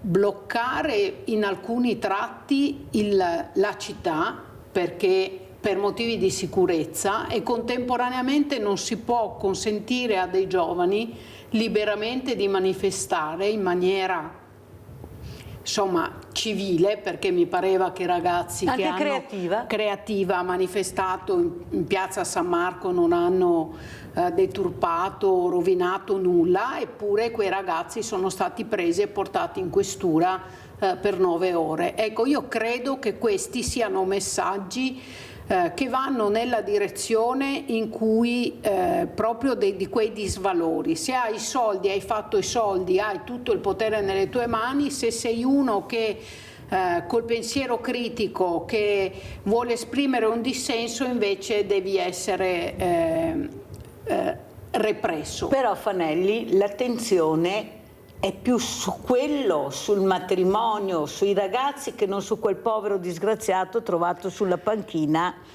e qualcuno ce l'ha messo in quella panchina. E cosa è successo? Perché in questo ragionamento e tutto si tiene il valore della persona, della vita umana è diventato quasi un valore economico, e quel ragazzo che è stato abbandonato ferito alla fermata dell'autobus perché è caduto da 7-8 metri mentre lavorava, è lo stesso filone di pensiero. Finché mi è servito l'ho tenuto, e ha fatto quello senza nessuna norma di sicurezza, probabilmente perché ci sono le indagini delle forze dell'ordine in corso, senza un contratto. Quando non mi serve più lo abbandono e lo lascio per strada. Il messaggio è lo stesso: la vita umana, i valori della fatica, del raggiungere un obiettivo non contano più, conta il profitto, conta quanto il valore economico. Ed è per questo che c'è anche questa fuga dei ragazzi, perché non vedono riconosciuti i loro sforzi, il loro valore, il loro percorso di studi, quello che hanno fatto. E quando io non trovo riconoscimento, non solo, come diceva giustamente Don Matteo, se non sbaglio il nome, in una progressione, ma anche nel riconoscimento di quando inizio a lavorare, del mio percorso che ho fatto prima e che è costato qualcosa alla società, e quando non creo le condizioni per le mie speranze di vita, per la mia costruzione di cittadino a 360 gradi, vado a cercare da qualche altra parte. A volte positivamente, alla fine diventa andare all'estero, a volte cado in situazioni come dicevi tu, Mirella, perché non riesco a sopportare quello che dalla società viene visto come un fallimento, anche per i motivi che diceva la dottoressa. Don Matteo Zorzanello, come replica a queste parole molto importanti che abbiamo sentito sia dalla dottoressa Crema che anche dalla dottoressa Fanelli? Microfono. Eccolo, ci sono? Bene. Sì. Allora, sì, mi trovo in linea, nel senso, sono d'accordo. Io credo, no, come diceva anche, si diceva prima, da una parte il valore delle cose costruite, cioè fatte, realizzate con l'impegno e la fatica, che non è il desiderio di far fatica a tutti i costi, ma è proprio, no, il dire se la costruisco io, ci metto il mio impegno, quella cosa assume un gusto nuovo, diverso, è un'altra cosa. E allora no, la cosa realizzata, la cosa faticata è quella che ti riempie anche di senso la vita. E quindi il gusto di far fatica non dobbiamo confonderlo con la sofferenza, cioè non è questo, ma è il dire no, che le cose costruite un po' alla volta in realtà sono quelle che ti rendono un uomo, una donna felice. E allora, per cui sono d'accordo e credo che sia questo, quando parliamo, no, di società con dei valori distorti, io credo che proprio nasce dal fatto che abbiamo trasformato tutto in materia economica. Diventa tutto economico, tutto costo e beneficio. E allora la salvaguardia del creato, insomma, vediamo il costo, il beneficio, cioè è una questione economica, e lo stesso i lavoratori. I lavoratori, no, gli stipendi sono un costo, quindi i costi vanno diminuiti e vanno diminuiti anche magari tagliando su quelle situazioni, su quelle attenzioni legate alla sicurezza, perché appunto no, sono un costo da abbattere. Se ci vediamo bene, tutto sta alla radice perché c'è una visione economica di tutto, del mondo, della storia, della natura e anche dell'uomo. Ed è questo secondo me il problema di fondo. Ecco, invece se provassimo, io parlo a trette anche, no, da riconoscere che invece tutto è un dono ricevuto, allora è un'altra cosa, no? Non è economico, l'altro è un dono, è importante, è un valore, la natura è un valore, gli animali, le cose. Ti cambia la prospettiva, diciamo, ecco, no? Ma tralasciando l'aspetto di fede o religioso, diciamo, no, sarebbe proprio il valore, non ritenere l'altro non è un oggetto, l'altro non è qualcosa di economico, ma è un altro che va accolto, valorizzato, corretto, Eppure, guidato, Don Matteo, devo correre purtroppo perché il tempo è tiranno. Io ho sentito l'intervista di un ragazzo, poi volevo chiederlo anche alla dottoressa Crema. Mi dispiace di non averlo, ma devo assolutamente tirarlo fuori proprio durante gli esami, che non era stato messo all'esame, che ha detto che forse la scuola, gli insegnanti dovrebbero guardare più la persona, guardare chi è questa persona. Io non sono stato ammesso, però io sono una persona che potrebbe dire tanto, dare tanto, e in effetti io con questi ragazzi, ecco, come perché gli mettono strani nomi, Maranza, Baby Gang, cioè, e loro si fregano come fossero dei sceriffi che hanno Quando ci parlo insieme trovo invece di creativi. Proprio il mese scorso ne ho fermato uno, ho parlato assieme, ho detto: ma guarda che come sei vestito, ma che bei pantaloni che hai, che bella maglietta. Sai che me li sono disegnati io? Allà, ho detto, eccolo qua che l'ho beccato, ho detto Don Matteo. Ho detto, ma cos'è che ti piace allora? La moda, Mirella, ma non ho futuro, cosa vuoi? Dove vuoi che vada? Da solo, senza soldi, nessuno mi guarda, chi se ne frega, io disegno e mi faccio gli abiti con cose riciclate che trovo. Ma dici che belli, Don Matteo. E allora io ho guardato sto ragazzo, ho guardato i suoi amici, ho detto: qua non capivo niente nessuno, guarda, proprio siamo lontani 1000 miglia da capire dov'è la creatività, chi ce l'ha e chi non ce l'ha. Forse quello che arriva alla laurea ha meno creatività di quello che abbiamo appena parlato, ma magari il papà che gliela compra è anche facile. Vorrei vedere quante lauree buone ci sono e quante lauree fasulle, no, perché sarebbe da aprire anche qua una bella storia, Don Matteo, altro che... E questi ragazzi le sentono queste cose, le sentono. Poi quando riescono a esprimersi sono una meraviglia, sono una meraviglia. Questa è la difficoltà. Dottoressa Crema. Microfono. Ragazzi, diteglielo però del microfono. Scusami, sono poco avvezza a questi strumenti. Dicevo, cosa manca? La capacità e il tempo di ascoltare. Perché dietro a questi ragazzi, a volte bulletti, a volte maranza, come vogliamo chiamarli, c'è un'estrema fragilità, un'estrema solitudine, un'estrema carenza di ascolto. Dietro ci sono quelle che sono state denigrate da tutto il mondo, dai media eccetera, che è la famiglia. Queste famiglie che non sono in grado di ascoltare perché non hanno avuto magari qualcuno che gli ha insegnato ad ascoltare. Anche nella scuola dell'infanzia tante volte mi ritrovo ad accompagnare le insegnanti nell'essere, e qua dico una cosa forte, però me ne prendo le responsabilità, nell'essere l'adulto di riferimento di questi genitori. Perché tante volte i genitori sono genitori senza averne la capacità di ascolto, di accoglienza, di accompagnamento anche nelle autonomie dei ragazzi, nell'accompagnarli anche nelle difficoltà, anche nelle cadute. E questi maranza a volte sono proprio figli di queste famiglie che non hanno avuto la capacità di ascoltare, di accompagnare, di far passare anche il valore, quella che prima Don Matteo diceva, la sacralità dell'essere umano. Tu quando hai davanti un essere umano, una persona, hai davanti il sacro, lo spirituale di ciascuno. E noi invece tendiamo a fare etichette, quindi brutti maranza, brutti bulletti, brutti... Dobbiamo fermarci, ascoltare, fare anche a questi ragazzi esperienza di ascolto. Dottoressa Crema, magari fosse solo brutti, pericolosissimi, girano tutti col coltello, non avvicinatevi, non guardateli neppure, perché uno sguardo può essere fatale, ti arriva la coltellata. Cioè, capite a che punto siamo arrivati? Renata da Padova, vai Renata. Niente, no, non ho visto le carte, le fa le carte? Non ho capito. Non vedo le carte, non le fa stamattina le carte. Guarda che hai sbagliato canale, io non ho mai fatto le carte, non le farò mai, cara Renata.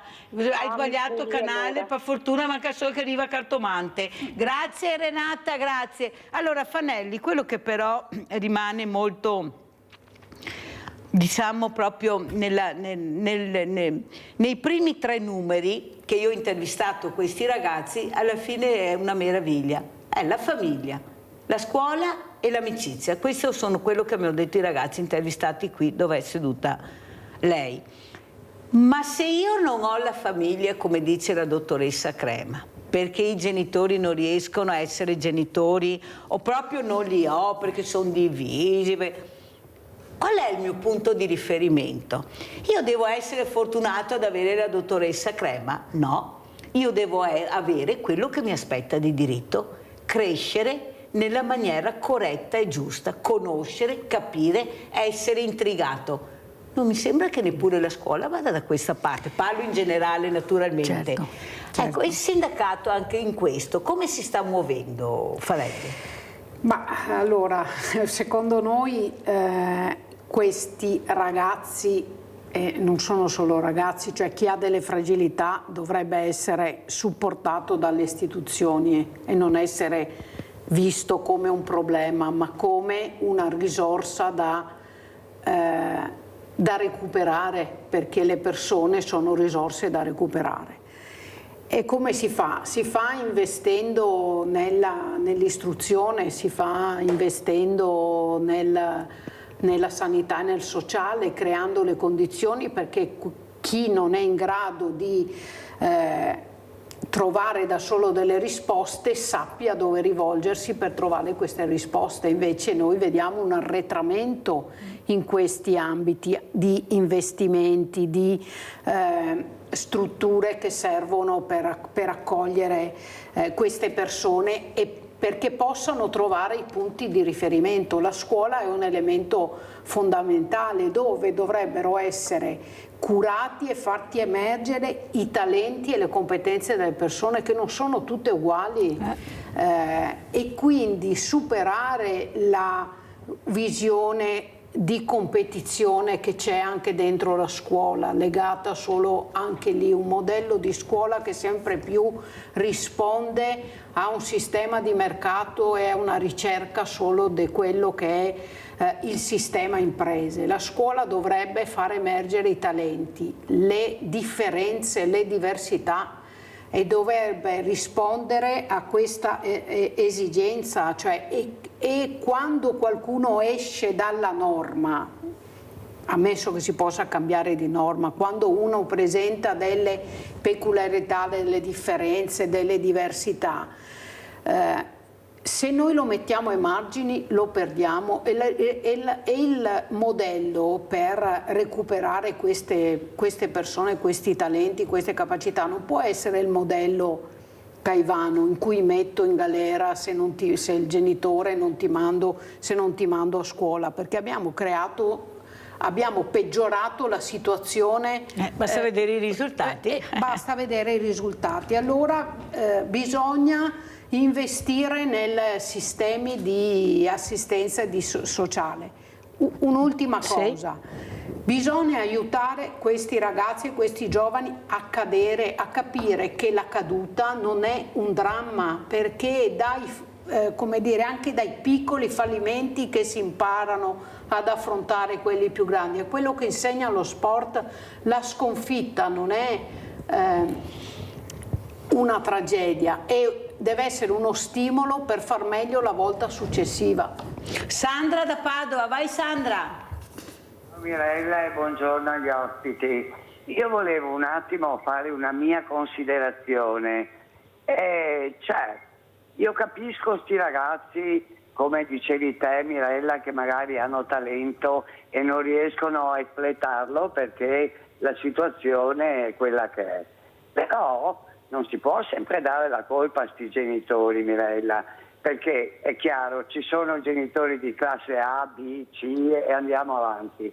Però parliamo di due persone che magari devono sbarcare il lunario, fare i conti col mangiare, con l'affitto, con le bollette, che arrivano a casa che sono distrutti.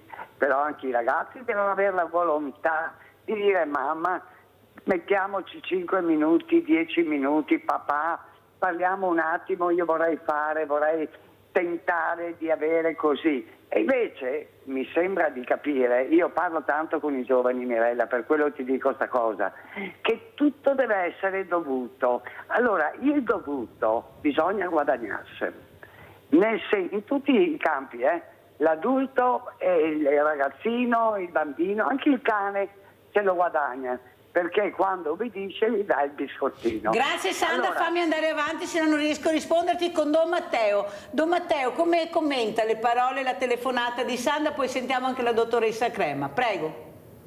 Certo, sì, ovviamente no, tutte le questioni hanno bisogno di un'inquadratura generale. Ha ragione, nel senso non possiamo sempre e solo dare la colpa alle famiglie, questo sono d'accordo, è vero, ci sono anche delle esperienze molto positive, per fortuna, per cui non è tutto male, su questo siamo d'accordo. Dall'altro però è anche vero che io credo è la figura dell'adulto che va più in difficoltà, l'adulto in quanto tale vuol dire capace di scelte, capace di portare avanti le cose, fare la fatica. Talvolta ci sono adulti che sembrano più adolescenti degli adolescenti, ecco, e parlo della mia generazione, dei 40-50 anni in su, cioè quelli che dovrebbero essere gli adulti di oggi. E allora per cui c'è questo problema, è vero che non è sempre solo colpa delle famiglie, talvolta c'è famiglie incapaci di affrontare la realtà, altre volte famiglie anche in gamba che si trovano di fronte però a un mondo che gli pone di fronte troppi stimoli, troppe cose e si trovano disorientati. Io credo che anche le famiglie e gli adulti hanno bisogno di un supporto, ecco, no, da parte nostra, da parte di chi ha responsabilità, insomma. Per cui ecco, il problema è ampio, sono d'accordo. Sentiamo la dottoressa Crema. Dottoressa Crema? Do ragione a Don Matteo sto giro. Il problema è ampio e di fondo c'è l'adulto di riferimento, che sia genitore o scuola, perché prima l'altra dottoressa diceva appunto anche che dobbiamo implementare nella scuola, nella sanità eccetera. Dovremmo però prima anche valutare, perché io lavoro sia nel paritario che nello statale e i problemi sono gli stessi. La formazione dell'adulto, dell'insegnante, dell'educatore.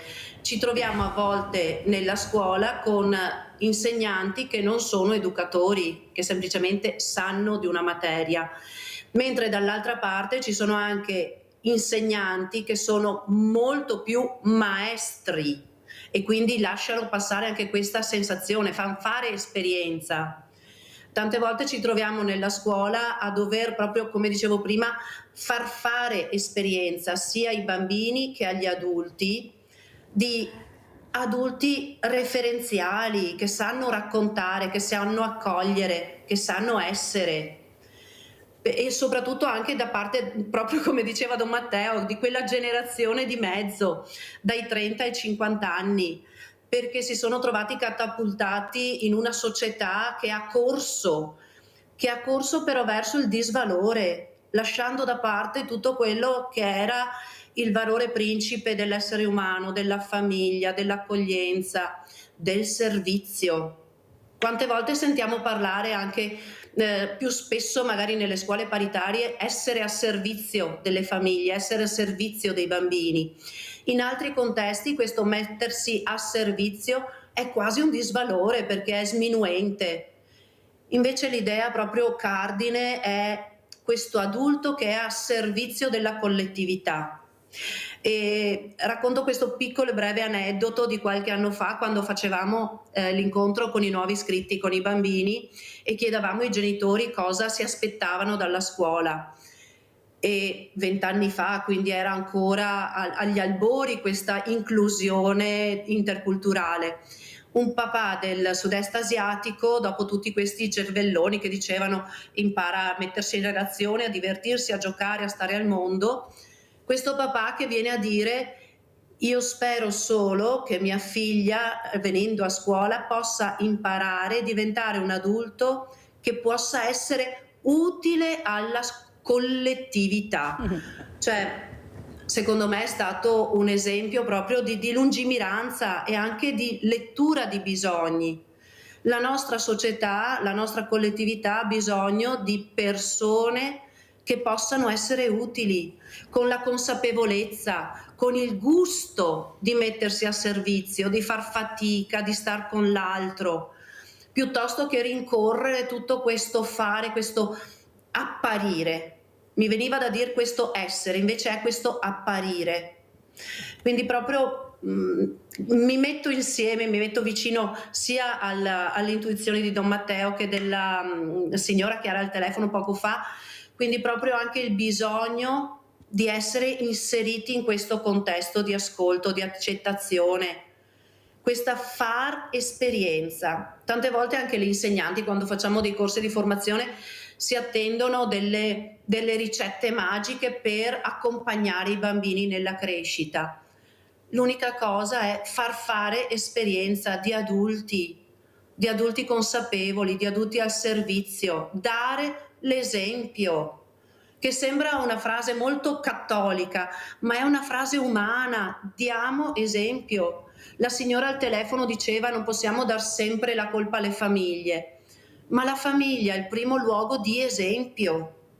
Noi educhiamo con il nostro essere, noi genitori, noi insegnanti, noi religiosi, insegniamo con il nostro esempio. Dottoressa Crema, e chiedo anche a Don Matteo e poi anche alla dottoressa Fanelli, io ho avuto questi ragazzi ospiti, tra i quali c'era una ragazza di colore.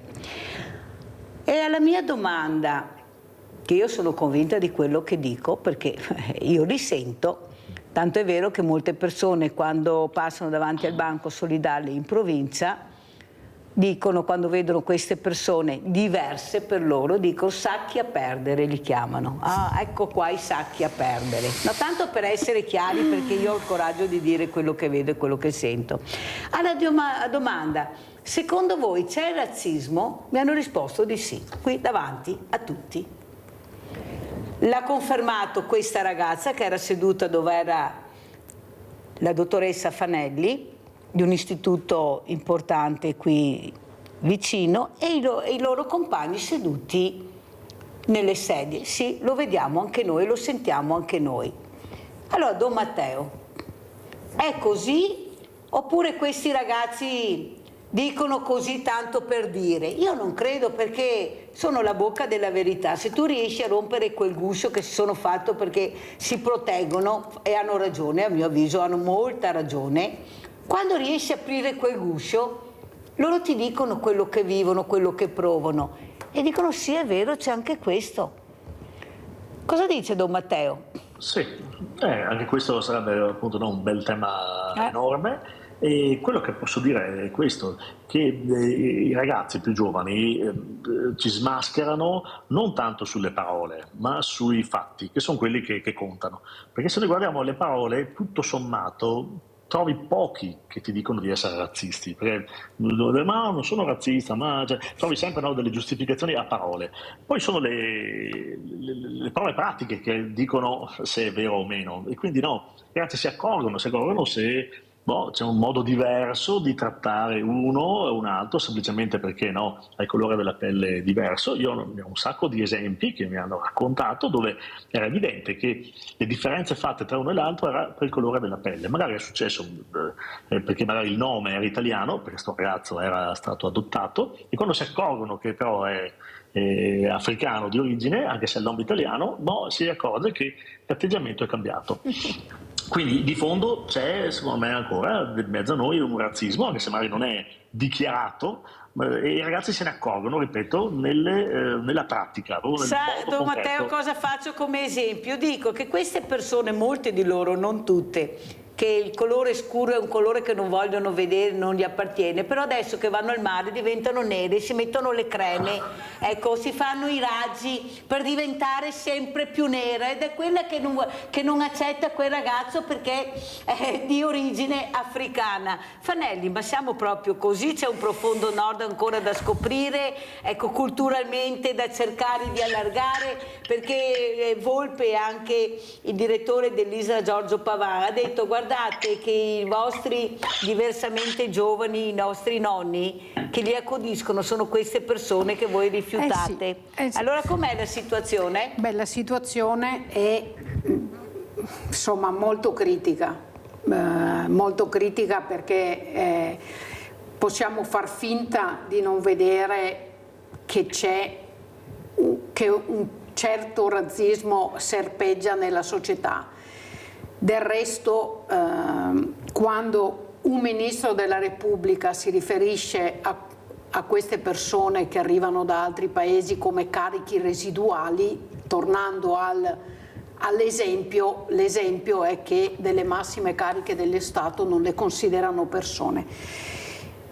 E non le considerano persone perché poi nel lavoro ci servono e allora le dobbiamo tenere, ma poi le scarichiamo per la strada quando si fanno male, o le paghiamo, le sfruttiamo nei campi per le produzioni del famoso Made in Italy, dal vino ai pomodori a quello che serve, o li mettiamo a fare quei lavori fondamentali come il lavoro di cura, no? E torno a quello che diceva la professoressa, la dottoressa Crema, quel lavoro di cura dell'essere al servizio che facciamo fare a queste persone perché non gli diamo valore, perché non gli riconosciamo il valore, non glielo riconosciamo neanche economicamente, perché sappiamo bene che i lavori di cura sono tra i lavori meno pagati nel nostro paese, eppure hanno a che fare con l'attenzione e l'ascolto delle persone. Torno all'inizio e a quello anche che diceva Don Matteo. Noi rimettiamo al centro la persona, e rimettere al centro la persona vuol dire rimettere al centro il lavoro come valore, come mezzo per l'emancipazione delle persone, e quindi dare un giusto riconoscimento al lavoro in base al tipo di lavoro che si fa, certamente, ma applicando i contratti corretti per quanto ci riguarda, rinnovando i contratti perché bisogna far fronte alla perdita del potere d'acquisto con l'inflazione. Noi rimettiamo al centro questi elementi, o se no continueremo lungo questa china. Chiudo facendo un riferimento al referendum sulla cittadinanza, no? Che nessun referendum ha raggiunto il quorum, ma quello sulla cittadinanza ci ha dato che ha avuto un risultato come quorum simile agli altri, ma come numero di votanti sì, molto diverso rispetto agli altri quesiti, segnala questo malessere verso queste persone nelle quali si chiedeva semplicemente che invece di aspettare 15-20 anni per assumere a 360 gradi il ruolo di cittadini, avere gli stessi nostri diritti quando lavorano, vivono, pagano le tasse, mandano i figli a scuola nel nostro paese, metà di chi è andato a votare ha detto di no. E questo è il segnale di quello che hanno detto i ragazzi, che nel nostro paese chi è diverso deve fare un percorso di vita diverso, non può essere uguale a me, e questo si chiama razzismo. Dottoressa Crema, eppure io vedo i bambini quando vengono al banco solidale, loro non vedono il colore della pelle, non sanno le lingue, ma loro giocano assieme. Io delle volte dico: ma cosa mi state dicendo? Eppure loro si divertono, giocano. Però vedo anche nelle RSA, che io ci vado, quando arriva questa donna di colore diverso, che magari non parla molto bene l'italiano, ma non è che abbiano tutta questa voglia di italiano le persone diversamente giovani, distese, magari con le canne, ma hanno bisogno magari di una carezza che questa donna fa, e loro sorridono e non vedono il colore della pelle. Però calma adesso, quando arrivano i figli vedono il colore della pelle. Quando il bambino va a casa, oppure arriva il genitore, lo vede giocare assieme ad altri, il genitore vede il colore della pelle. No, non ci sto che la famiglia non è importante, e il genitore è come importante l'educazione, il rispetto della persona. Quale colore? Il rispetto, il valore. Noi dividiamo sempre tra buoni e cattivi, uomini e donne, bambini e bambine, ma non parliamo mai di persone con nome e cognome. I diversamente agili che ancora non riescono ad avere quello che gli aspetta di diritto, di essere chiamati per nome e cognome, non con l'etichetta. Nei centri estivi guardate che sono divisi, uno da una parte e uno dall'altra. È vero o non è vero, dottoressa Crema? Qua apre una ferita, Mirella. Perché mi occupo di bambini di tutti i colori, perché in una scuola dove vado dico sempre che abbiamo 50 sfumature di umanità, perché davvero ci sono tutte le bandierine del mappamondo, ma ci sono anche tutte le abilità e tutte le disabilità. E se c'è razzismo è vero, ma nei confronti di tutto ciò è diverso da noi, perché non riusciamo a tollerare ciò che non è come il mainstream ci racconta, quindi bello, giovane, abile, muscoloso.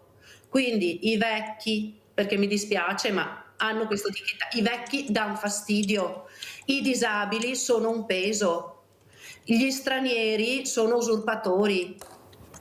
Non riusciamo a mettere di fronte la persona. Tu dicevi non diamo mai un nome e un cognome. È vero, cominciamo a chiamare chi ci sta accanto con il proprio nome. Chiamiamolo John, chiamiamolo Mustafa, chiamiamolo Xiao.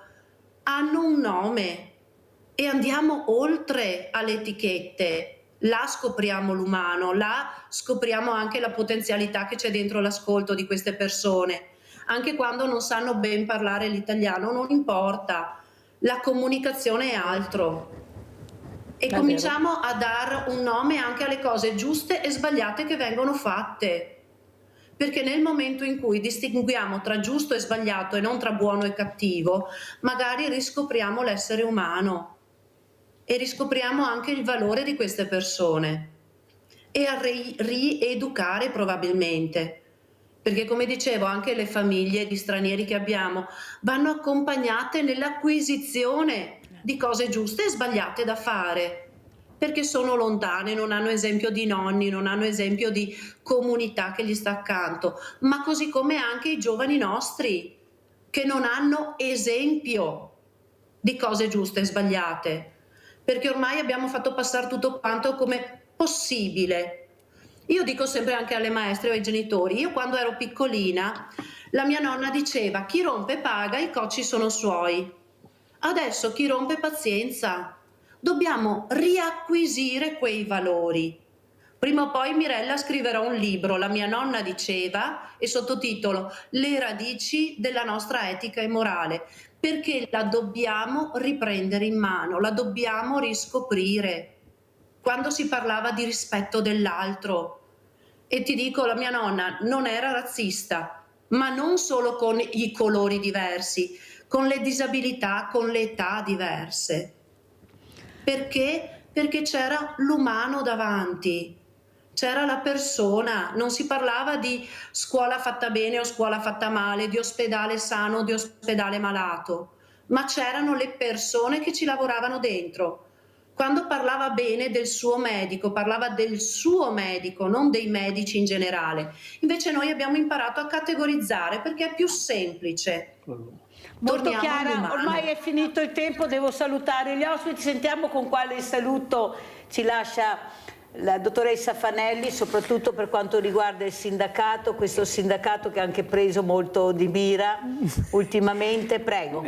Allora, il messaggio che noi vogliamo lasciare è quello della tutela del lavoro in tutte le sue sfaccettature, dal lavoro precario che determina fragilità di vita e l'impossibilità di creare un percorso sul proprio futuro, la tutela del lavoro in termini di salute e sicurezza ricreando le filiere delle responsabilità e quindi lavorando su questi appalti e subappalti che invece frantumano questa responsabilità lasciando il soggetto più debole, il lavoratore, la lavoratrice senza la vera tutela, e investimenti nei servizi pubblici che devono aiutare le persone. Ma così fatica a far lavorare questi ragazzi che arrivano? Ma perché ci vuole il colore? Adesso abbiamo i cartellini, quei colori, se non raggiungi quel colore, ve la spiego così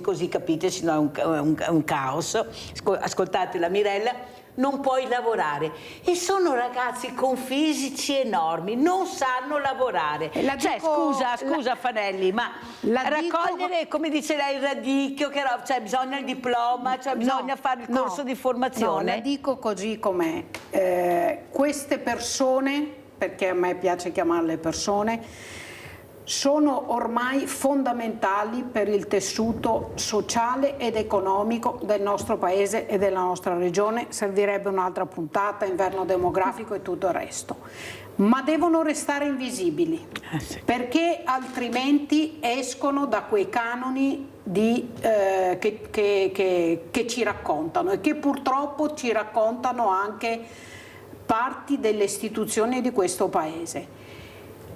Ci servono, che è una roba bruttissima da dire, ma quelli che decidiamo noi, perché altri servono per continuare a fare la narrazione che chi arriva da un altro paese è un delinquente, viene qua per delinquere, viene qua. Quindi noi abbiamo due categorie: quelli che ci sono utili perché li abbiamo trasformati in elemento economico per mandare avanti l'impresa, ma non le consideriamo persone perché non possono accedere alla cittadinanza, e quelli che ci servono per continuare a dare quella narrazione che la diversità è un problema per la società.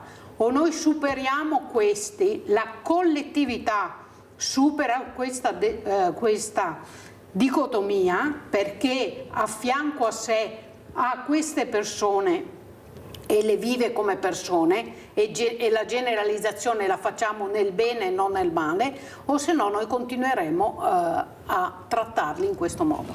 Grazie Fanelli. Luciano da Desenzano, ma velocissimo Luciano. Sì, velocissimo, buongiorno a tutti. Buongiorno. Niente, ma volevo dire, in Svizzera ci vogliono 12 anni. Io Mirella, te l'ho già detto, io a 5 anni sono anche troppi, ma a certe persone che parlano italiano, che lavorano, poi anche se non hanno la cittadinanza, hanno tutto, hanno scuola, hanno sanità, hanno casa. Adesso ti racconto l'ultimo in 10 secondi. Avevo da vendere immobili dalla mia ex casa con la mia moglie, no? E ho conosciuto un marocchino con 3 figlie, pagava 150 euro di affitto al comune e mi ha detto che aveva 3 case in Marocco, tra parentesi.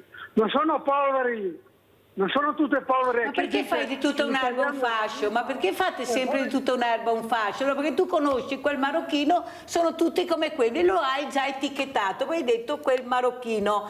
Hai capito che bisogna cercare di capire quello che è il buono e il cattivo, quello che possiamo prendere e quello che non possiamo prendere. Gli italiani che stanno nelle case popolari e girano con la Porsche e che hanno magari le case di proprietà intestate ai figli.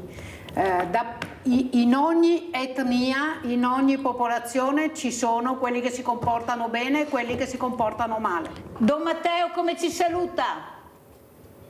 Eccolo, anch'io lascio, appunto, che ho un altro appuntamento, lascio con questo, cioè nel senso che quando si categorizza si sbaglia sempre, ecco, perché no, spesso è facile, o tutti delinquenti o tutti buoni, no? Non è vero, cioè, non è così, cioè, questo, no? Ci sono persone appunto valide e non valide, e la validità di queste persone si misura nella pratica della vita reale. Questo è, per cui secondo me l'importante è essere disponibile ad incontrarsi, e nell'incontro si capisce se quello che hai davanti è una persona di cui ti puoi fidare oppure no, e la differenza la fa questa. Poi la provenienza, vabbè, ha la sua visibilità, ma non dovrebbe essere quella la caratteristica che ti fa avere un pregiudizio.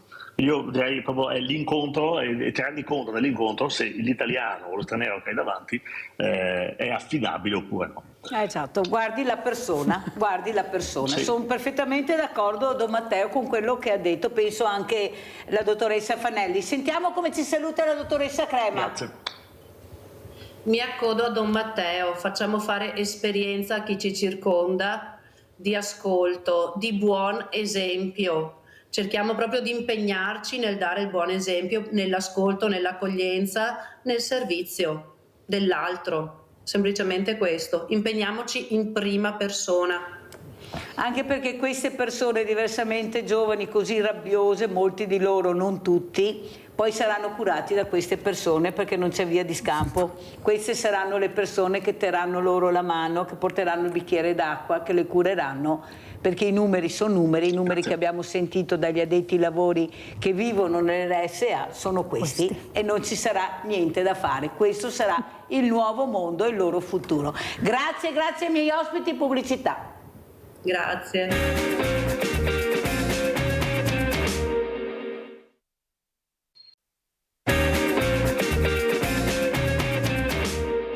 Una sentenza storica, quella che è stata pronunciata dalla Corte d'Assise di Vicenza per il maxi inquinamento dei FAS. In nome del popolo italiano, visti gli articoli 533, 535, Codice di procedura penale, dichiaro Osoda Maki responsabile dei reati di cui ai capi A e B. Dopo 6 ore di Camera di Consiglio, la Corte ha disposto 141 anni complessivi di carcere ai vertici della ex Miteni di Trissino, chiamati a rispondere nei diversi periodi storici in cui hanno amministrato l'azienda chimica. Previsti 58 milioni di euro di risarcimenti vari. Articolato il dispositivo che ha previsto la soluzione parziale per alcuni imputati, ma che nel complesso ha accolto e superato le richieste della Procura in un clima di festa liberatoria dei comitati radunati per il pronunciamento. Vi è una conferma delle imputazioni, quella di avvelenamento di acque, di disastro ambientale innominato, di inquinamento ambientale e anche, non dimentichiamolo perché è distonica rispetto all'oggetto giuridico dell'inquinamento, per il reato di bancarotta fraudolenta con profili anche innovativi che possiamo definire sotto molti profili bancarotta ambientale, da condotte di inquinamento che si riflettono sulla correttezza dei bilanci e delle scritture contabili della società. È meglio che stia zitto perché sono rispettoso delle istituzioni, quel che ho da dire sono molte cose, le dirò nei motivi d'appello, che è la sede appropriata. Eviterei tutte le cose che ci sono state qua che mi sembrano fuori luogo. Grazie. Sembrerebbe che siano stati esclusi dal risarcimento danni gli ex lavoratori della Miteni, che sono le persone più contaminate da queste sostanze al mondo. Chiaramente questa è una decisione che ci lascia sorpresi e amareggiati. Adesso vediamo, ovviamente dovremo aspettare le motivazioni per vedere qual è la giustificazione per cui non sono stati riconosciuti i risarcimenti dei lavoratori. Sono stati invece riconosciuti quelli delle associazioni ambientaliste, però chiaramente questo ci lascia con l'amaro in bocca. Allora, è stato accolto, anzi è stato anche modificato quello che è stato richiesto dal PM, perché il PM aveva anche ipotizzato delle assoluzioni. Siamo soddisfatti, credo sia stata una sentenza coraggiosa, assolutamente restitutoria anche per gli interessi delle parti che ho rappresentato, e credo di poter ringraziare la Corte e i colleghi per il lavoro immenso che è stato fatto in questi anni. Ora la strada non è certo in discesa, abbiamo altri 2 gradi del giudizio, tuttavia questa sentenza ci dà sicuramente coraggio. Allora, Silvana Fanelli, quando ha sentito che avevo le mamme no FAS, ha detto no, adesso vengo a salutare perché ci siamo anche noi con loro. Allora, intanto saluto Elisabetta Donadello. Ciao Elisabetta, come stai? Bene, meglio del solito, direi. Grande Elisabetta, grande. Allora, come vedi, c'è qua Silvana Fanelli che anche lei voleva intervenire quando ha sentito che c'eravate. Allora, cosa ci racconti? Una sentenza veramente esemplare, strada da fare ce n'è ancora, però avere una sentenza del genere vuol dire tanta benzina sul motore. O sbaglio? Sì. Serve anche, no? La benzina sul motore serve tanto, quindi sì, sicuramente siamo state tanto contente per questo risultato. Prima di tutto perché veramente lo sforzo da parte dei cittadini è stato grande in questi lunghi anni, sono ormai 12 da quando si è saputo della contaminazione da PFAS. L'impegno dei singoli, della collettività è stato grande e se non fosse arrivato un risultato davvero le energie sarebbero calate di brutto, proprio detta molto esplicitamente. E in realtà speravamo insomma che sarebbe stata fatta giustizia, come pensiamo che sia il compito di chi sta in tribunale e siamo state veramente soddisfatte del risultato. È chiaro che non è che si ferma qui la faccenda, sappiamo benissimo che c'è la bonifica da fare perché la sentenza riguarda un po' quello che è stato fatto nel passato, però dobbiamo ricordare che oggi per noi in un certo senso non cambia ancora nulla perché la falda è ancora contaminata. Non abbiamo ancora i risultati delle analisi del cibo, ma sappiamo che quando le colture vengono irrigate con acqua contaminata anche i frutti ne risentono e quindi tutto ciò che mangiamo. Perciò la preoccupazione non può non esserci più, però di sicuro questa sentenza ci ha dato intanto ragione nel credere che chi compie questo tipo di scelte debba essere punito e almeno sappiamo che succede e questo io spero, e questo è un mio personale augurio ma che condivido con tanti, che tutte le aziende chimiche e tutte le altre aziende che lavorano lo prendano un po' come monito e quindi questa cosa non possa succedere più, speriamo insomma, no? Nel senso che si rendano conto che poi prima o dopo devono pagare delle loro scelte e di quello che Senti fanno. Elisabetta, prima avevo il dottor Bertola, che anzi vi saluta, avevo ospite il dottor Bertola, il quale ha detto molto chiaramente che appunto sono stati dati 56 milioni, 50 milioni al Ministero dell'Ambiente come soluzione risarcitoria per fare qualcosa e 6 milioni alla Regione. Adesso però vogliamo capire, giustamente diceva, dove vanno a finire questi 50 milioni. Chi è che deve controllare il percorso? No, siccome io non riesco mai a capire dove vanno a finire i soldi, perché la trasparenza sul denaro non c'è mai, visto che è un caso veramente emblematico e veramente da monitorare benissimo, chi è che controllerà questi 50 milioni dati per risarcire, per metterli proprio nell'ambiente, più i 6 milioni della regione? Voi controllerete, Elisabetta? Allora, nei limiti di quello che possiamo fare noi sicuramente, così come abbiamo fatto negli ultimi anni e tutte le volte in cui ci è stata data l'opportunità di farlo. È un timore perché sappiamo come funziona quando circolano soldi e quando ci sono delle opere da realizzare e quindi bisognerà tenere gli occhi molto aperti su questa cosa sicuramente, anche perché la bonifica attualmente un progetto veramente efficace non si è visto. Sappiamo però che è difficilissima e costosissima.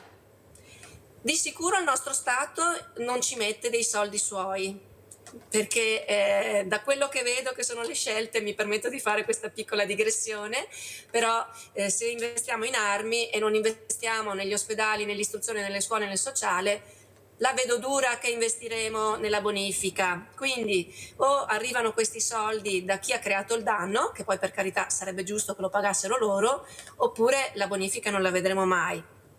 Però resta anche comunque il problema che quando arrivano i soldi poi debbano essere gestiti e spesi bene. Certo. E questo è un certo, grande anche perché sono stati dati per cioè è proprio per centrare l'obiettivo, mettere in sicurezza questo sito, ma chissà quanto tempo. Adesso abbiamo anche le regionali, poi oltre che ora che parte il sistema hai voglia e intanto rimane là. Capite bene quello che dico. Leone a Tre Basile, che poi diamo da Fanelli. Vai Leone. Ciao Mirella, grazie. Sei un genio Mirella, come sei? Caro. Sei un genio. Dobbiamo farti una statua. Sì. Allora, è incredibile questa cosa, perché adesso questi soldi dove vanno a finire?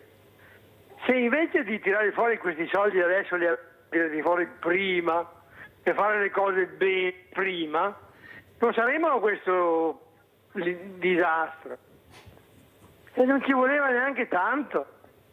Non ci voleva neanche tanto, bisognava fare queste fognature non andassero a inquinare le falde. Non c'era neanche tanto da spendere se ci avessero pensato. Ciao Mirella, grazie. Ciao, grazie a te Leone per il supporto. Allora Fanelli, come commentiamo quello che ha detto la nostra Elisabetta Donadello su quella che è la possibilità di vedere veramente in sicurezza questo sito che nessuno mette in sicurezza. Quello è il problema, noi continuiamo a parlarne, però non è ancora in sicurezza, non c'è stata la bonifica. Ma intanto Mirella, permettimi di dire che, come diceva Stefania Donadello, sì. Elisabetta, sì. Elisabetta, c'è stato veramente un gran lavoro delle associazioni, tutte di attenzione sul territorio, da quando nel 2012 è emerso l'inquinamento, il drammatico inquinamento, il più grande d'Europa da sostanze, e quindi una costanza nel seguire tutte le fasi, 4 anni di processi, 130 udienze, quindi davvero brave alle mamme no fuss, brave insomma alle associazioni. Anche qualche papà, diciamo, anche qualche papà. Per una volta però che abbiamo viva le mamme, però bisogna ricordare, visto che sono pochi gli uomini che si muovono, allora... No, anche tutte le associazioni, e noi insomma siamo stati tra le associazioni insomma anche costituiti nel processo come parte civile proprio per la tutela dell'ambiente e della salute delle persone. È un primo passo importante, non era per nulla scontato insomma che si andasse oltre le pene che erano state chieste dai PM. Il tema è davvero questo l'inizio di qualcos'altro, a parte i diversi gradi di processi per cui i difensori hanno già detto che si appelleranno e quant'altro. Però c'è il tema della bonifica, stiamo aspettando ancora il piano di bonifica, insomma dopo aver fatto l'analisi che andava fatta del sito della Miteni ex Rimar, che capisse che tipo di intervento fare. Adesso serve il piano operativo per la bonifica, che è difficile e complicata da fare, perché sappiamo che queste sostanze ancora non si sa come smaltirle, perché anche quando noi facciamo con i carboni attivi la depurazione delle acque, che come diceva giustamente Elisabetta sono ancora inquinate, poi quei carboni attivi li dobbiamo pulire, e le imprese dove le vanno a pulire restano, cambiano modalità ma restano nell'aria in altro modo. Quindi questa sentenza importante e giusto, è un monito, una sentenza storica, deve far capire che bisogna cambiare i sistemi di produzione. Ci sono già gli studi, studi avanzati e anche messi in campo in altre parti d'Europa per sostituire queste sostanze tossiche.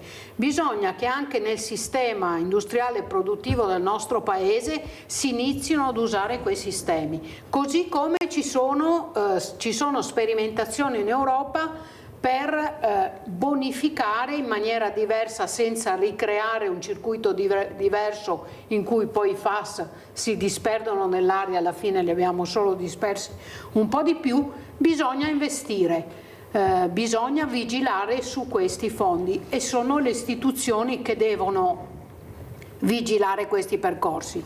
Il tema degli alimenti è un tema davvero caldo, cioè è da tempo che la Regione ha dato un mandato in collaborazione con l'Istituto Superiore di Sanità di fare l'indagine degli alimenti.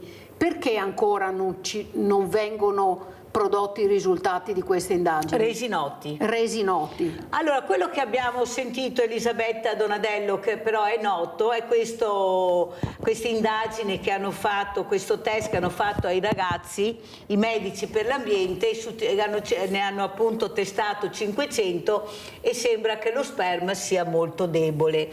Non solo, ma hanno cercato di fare questo grazie agli aiuti dai privati, perché dalla Regione non è uscito €1, e adesso dovrebbero testare altri 500 ragazzi per capire che stiamo parlando di cose serie e delicate, stiamo parlando di fertilità. Ma cosa sta succedendo? Possibile che non si riescono a trovare 250.000 euro per fare questi test e poi diamo 250.000 euro a una dama per 2 giorni? Cioè, perché sono soldi pubblici, non è che io racconti, tutto è evidente perché basta leggere, cioè è stato anche pubblicato. Allora Elisabetta Donadello, mi senti? Sì, sì, sì. Ecco, cosa dici di questi test? Perché abbiamo capito gli alimenti, ma questi medici per l'ambiente stanno testando questi ragazzi per avere anche in futuro una statistica, avere dei numeri, sono numeri che riguardano la salute di questi diciottenni, ma stiamo scherzando. Prego Elisabetta. Ma allora, su questo argomento della salute, io vorrei fare anche un piccolo promemoria che qualche giornalista, uno solo in realtà, ha fatto in questi giorni, perché come potete immaginare da giovedì in poi si sono susseguiti tantissimi articoli su questo argomento, no?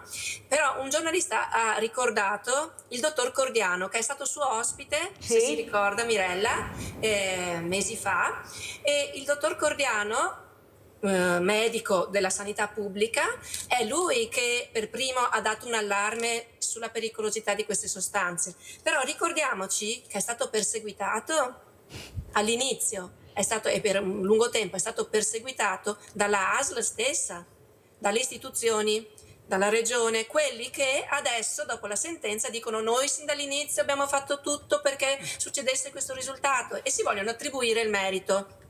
Ora cerchiamo di rimettere un attimo i puntini sulle i. Non hanno mai fatto uno studio epidemiologico vero, serio, hanno fatto solo questo monitoraggio solo sui cittadini della zona rossa e solo per certe fasce di età. Per cui io ho letto sui giornali certe cose in questi giorni che veramente fanno venire il prurito alle mani, quando dicono che i valori più alti ce li hanno gli adulti, ma se sotto i 14 anni non facevano gli esami, come si fa a dire questa cosa? I bambini non li hanno testati? In realtà, io per il mio caso personale posso dirlo, i miei figli hanno valori più alti dei miei.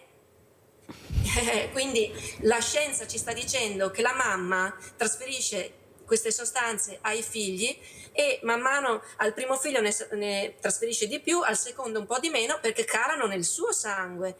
Quindi alla fine la realtà che viene raccontata nei giornali, quelli che la raccontano, perché vorrei anche qui fare un piccolo appunto, testate nazionali che abbiano parlato di questo argomento, le contiamo in metà dita di una mano, perché le maggiori, non faccio magari i nomi, ma se fate una ricerca lo vedrete, non hanno minimamente accennato a questa sentenza, una cosa che secondo me è di una gravità pazzesca, però hanno speso pagine e pagine sul matrimonio di qualcuno a Venezia.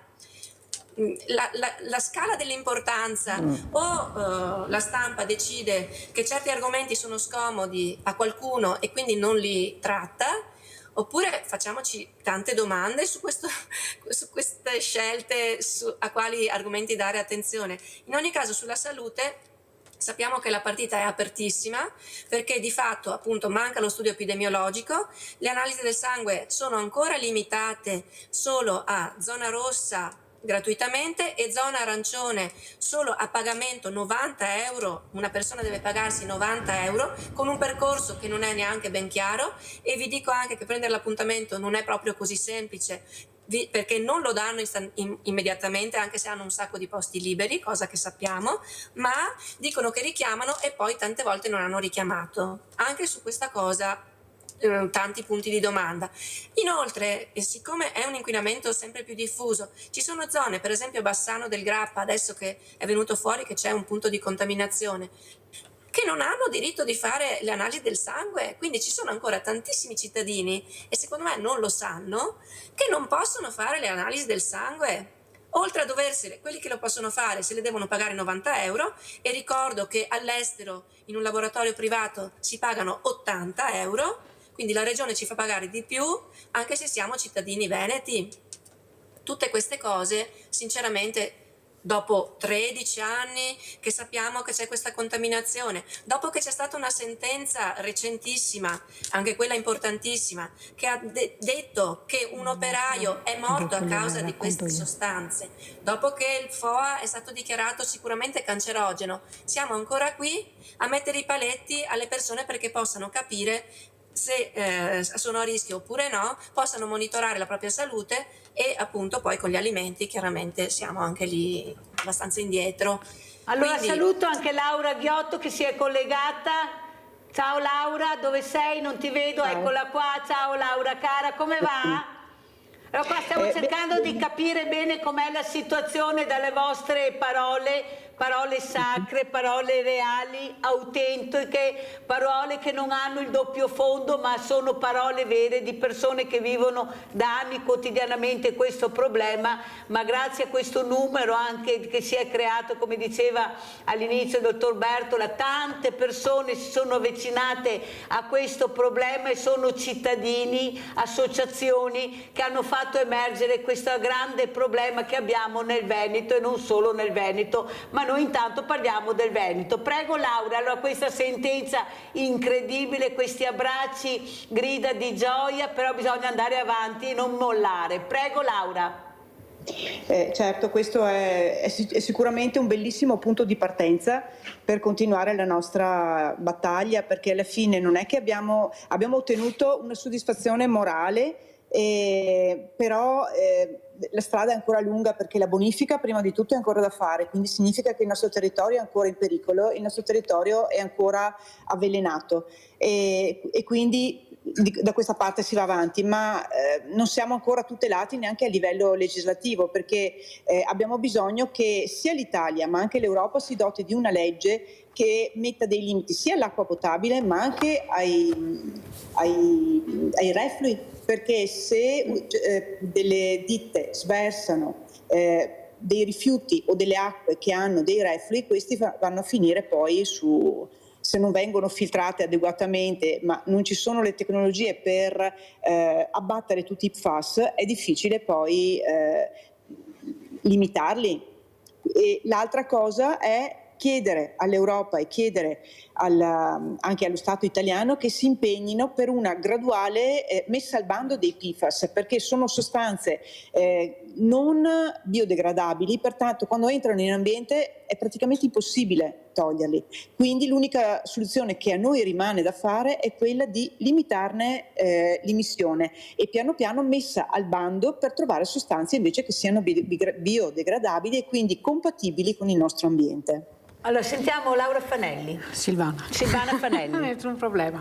Sì, il tema della messa al bando graduale è il tema centrale, perché appunto non ci sono, come dicevo prima, dei sistemi di bonifica che eliminano i FAS. Avevamo chiesto ancora l'anno scorso, a gennaio del 2024, alla Regione Veneto, come sindacato unitariamente con CISL e UIL, perciò uniti i tre sindacati. Uniti i tre sindacati, che le indagini nella zona arancione fossero rese gratuite per la popolazione. La Regione ha detto di no, che non serviva, che non era necessario e che con le indagini già così avevano pochi partecipanti. Certo che se uno deve spendere 90 euro, noi lo sapevamo, gli avevamo detto, è probabile che anche no.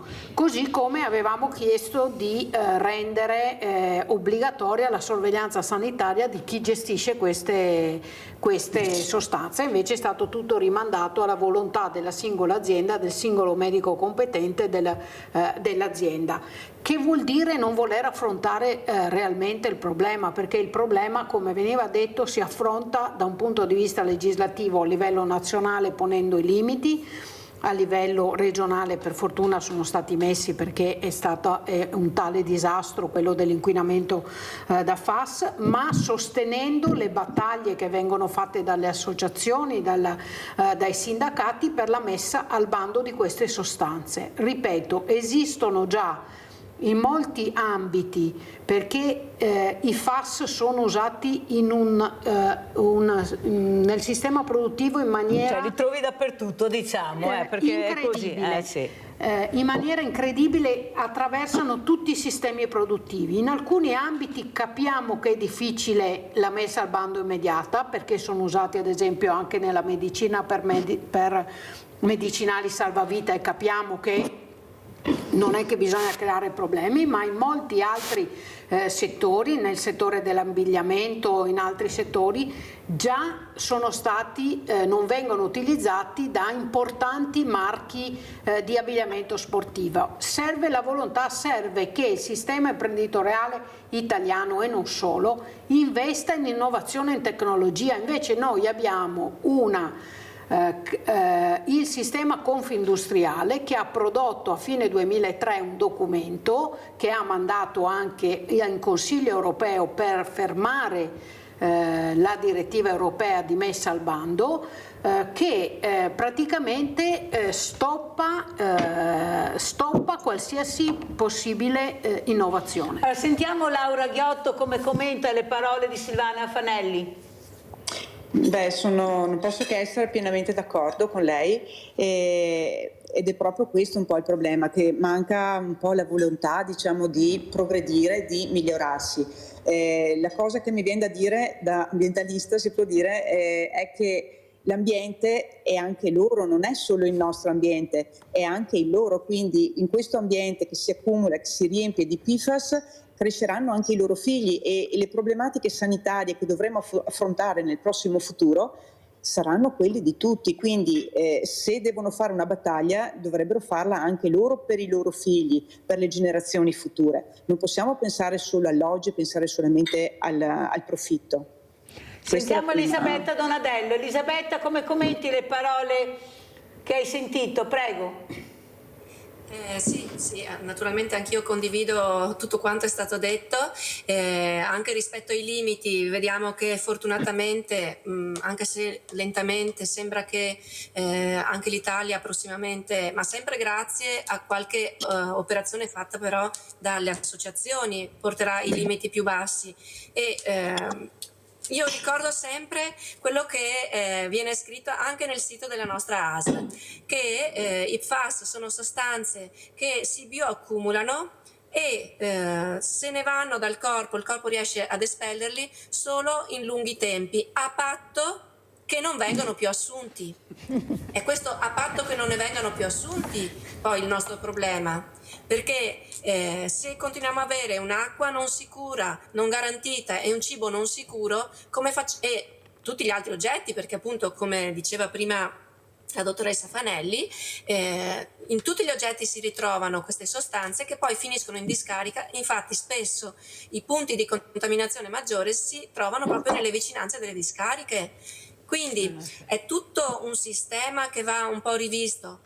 Devono partire delle iniziative dall'alto e anche dal basso, perché è chiaro che anche le persone devono abituarsi magari a fare delle scelte diverse. Io dico sempre, anche quando vado nelle scuole a parlare ai ragazzi, dico: ragazzi, anche noi possiamo determinare qualche piccola differenza. Se faccio l'esempio, non comprassimo più le padelle antiaderenti, le aziende sarebbero costrette a non produrle più o non produrle più così. Quindi anche noi possiamo determinare dei cambiamenti, però c'è sempre un presupposto importante, ed è la consapevolezza del problema.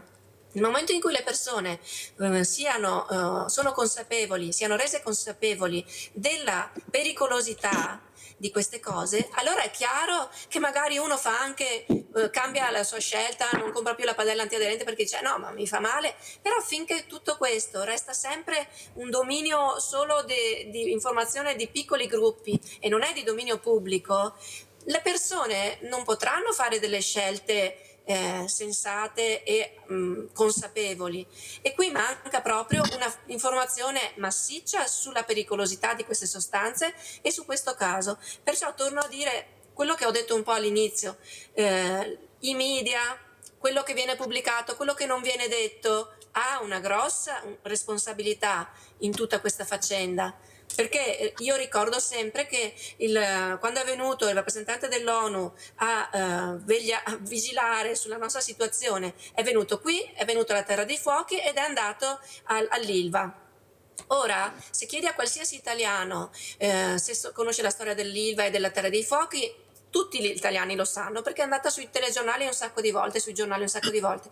Nessuno sa della contaminazione da PFAS che c'è stata qui in Veneto, e secondo me la responsabilità è dell'informazione, che è completamente mancata. Sul perché lascio tutti intendere quale sia il motivo, perché sinceramente i 3 tipi di inquinamento sono paragonabili, eppure di quest'ultimo nostro non se n'è parlato. Io trovo ancora un sacco di persone di Vicenza o in città o anche fuori del Veneto comunque che non conoscono minimamente avevamo qua questo prima argomento. una, ti dico anche il nome, Elisabetta Mario Montagnier, che è dei paracadutisti di qua del territorio, che ha detto che lui non conosceva assolutamente il problema dei FAS. L'ha dichiarato qua prima, perciò capisci che le tue parole sono veramente oro colato. Però io dico una cosa, e ragazzi dovete essere voi a spiegarmelo. Allora prima la dottoressa Crema ha detto che la sua nonna diceva: chi sbaglia paga, i cocci sono suoi. Ma qui si sa benissimo chi ha sbagliato, si conoscono nomi, cognomi dall'inizio alla fine. Ma perché non pagano? Perché non devono pagare se sono loro che hanno inquinato? Cioè volete spiegarmi perché non mi entra sta cosa qua? Dovrebbero essere loro che fanno la bonifica, non qualcun altro, loro che hanno inquinato. Elisabetta, veloce perché 1 minuto neanche, vai. Sì, adesso la sentenza lo ha ribadito, no? E quindi siamo contenti di questo. Ricordiamoci che comunque non erano tutti a processo le persone responsabili di questo inquinamento, ce n'erano di precedenti e ci sono le responsabilità di chi controllava che non ha forse controllato così bene. E ecco, diciamo che mi fermo qua, avete capito anche voi a chi mi sto riferendo. Loro per il momento sono intoccati. No, guarda che bisogna parlare chiaro, chi è che non ha controllato? No, adesso lo dici, chi doveva controllare? Allora, ci sono gli enti preposti, ARPAV per esempio, ASL. Ora, i controlli che sono stati fatti è emerso anche durante il processo, perché io vi riporto cose che ho scoperto anch'io strada facendo, ascoltando le udienze del processo. Se quando devo venire a controllarti, il giorno prima ti telefono e ti dico dov'è che vuoi che venga a controllarti, a me non sembra che sia un controllo fatto come si deve. Poi lascio a ognuno il suo parere, però sono convinta che se ci fosse stata una maggiore attenzione in queste operazioni, di sicuro non ci saremmo trovati così tardi a conoscere il problema, e comunque anche dopo che si è conosciuto, diciamo che senza l'apporto della cittadinanza non so se oggi saremmo qui a parlare Elisabetta Donadello, non aver mai paura di dire la verità, male non fare, io dico sempre paura non avere, ragazzi, sempre avanti, siete forti, siete uniti, voi sapete che poi io come trasmissione cerco veramente di essere sempre sul pezzo, perché lo trovo una cosa di salute pubblica importantissima. Grazie veramente a tutti i miei ospiti e adesso andiamo a pranzo con la proposta di Mirella.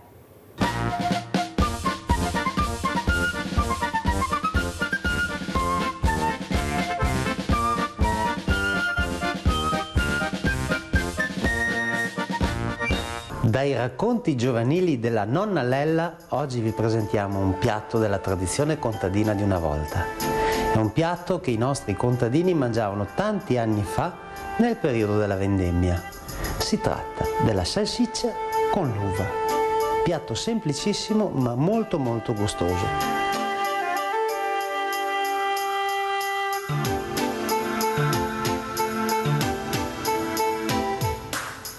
Useremo della salsiccia, possibilmente agliata, dell'uva nera, dei crostoni di pane, del vino rosso, un po' di olio e un po' di acqua. Per preparare questo piatto inizieremo con il tagliare a rondelle di circa 3 cm la nostra salsiccia fresca.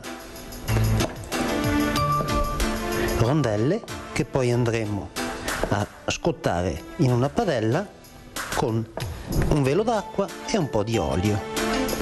Poca acqua e pochissimo olio, perché la salsiccia è già abbastanza grassa per conto suo. Eccoci qui, mettiamo un po' di acqua nella padella, un filino di olio, ci mettiamo le nostre rondelline e ci trasferiamo sui fornelli per far rosolare piano piano la nostra salsiccia. Come vedete la salsiccia si è quasi rosolata. A questo punto alziamo la fiamma e aggiungiamo un mezzo bicchiere di vino, gli acini d'uva che abbiamo in precedenza preparato, giriamo bene il tutto, lasciamo evaporare il vino e abbassiamo la fiamma e lasciamo il tutto chiuso con un coperchio per una decina di minuti, finché l'uva diventerà morbida e verrà fuori un sughetto ristretto dal gusto squisito. Siamo quasi pronti, vediamo che si è formato un bel sughetto denso e io direi che possiamo andare a preparare il nostro piatto.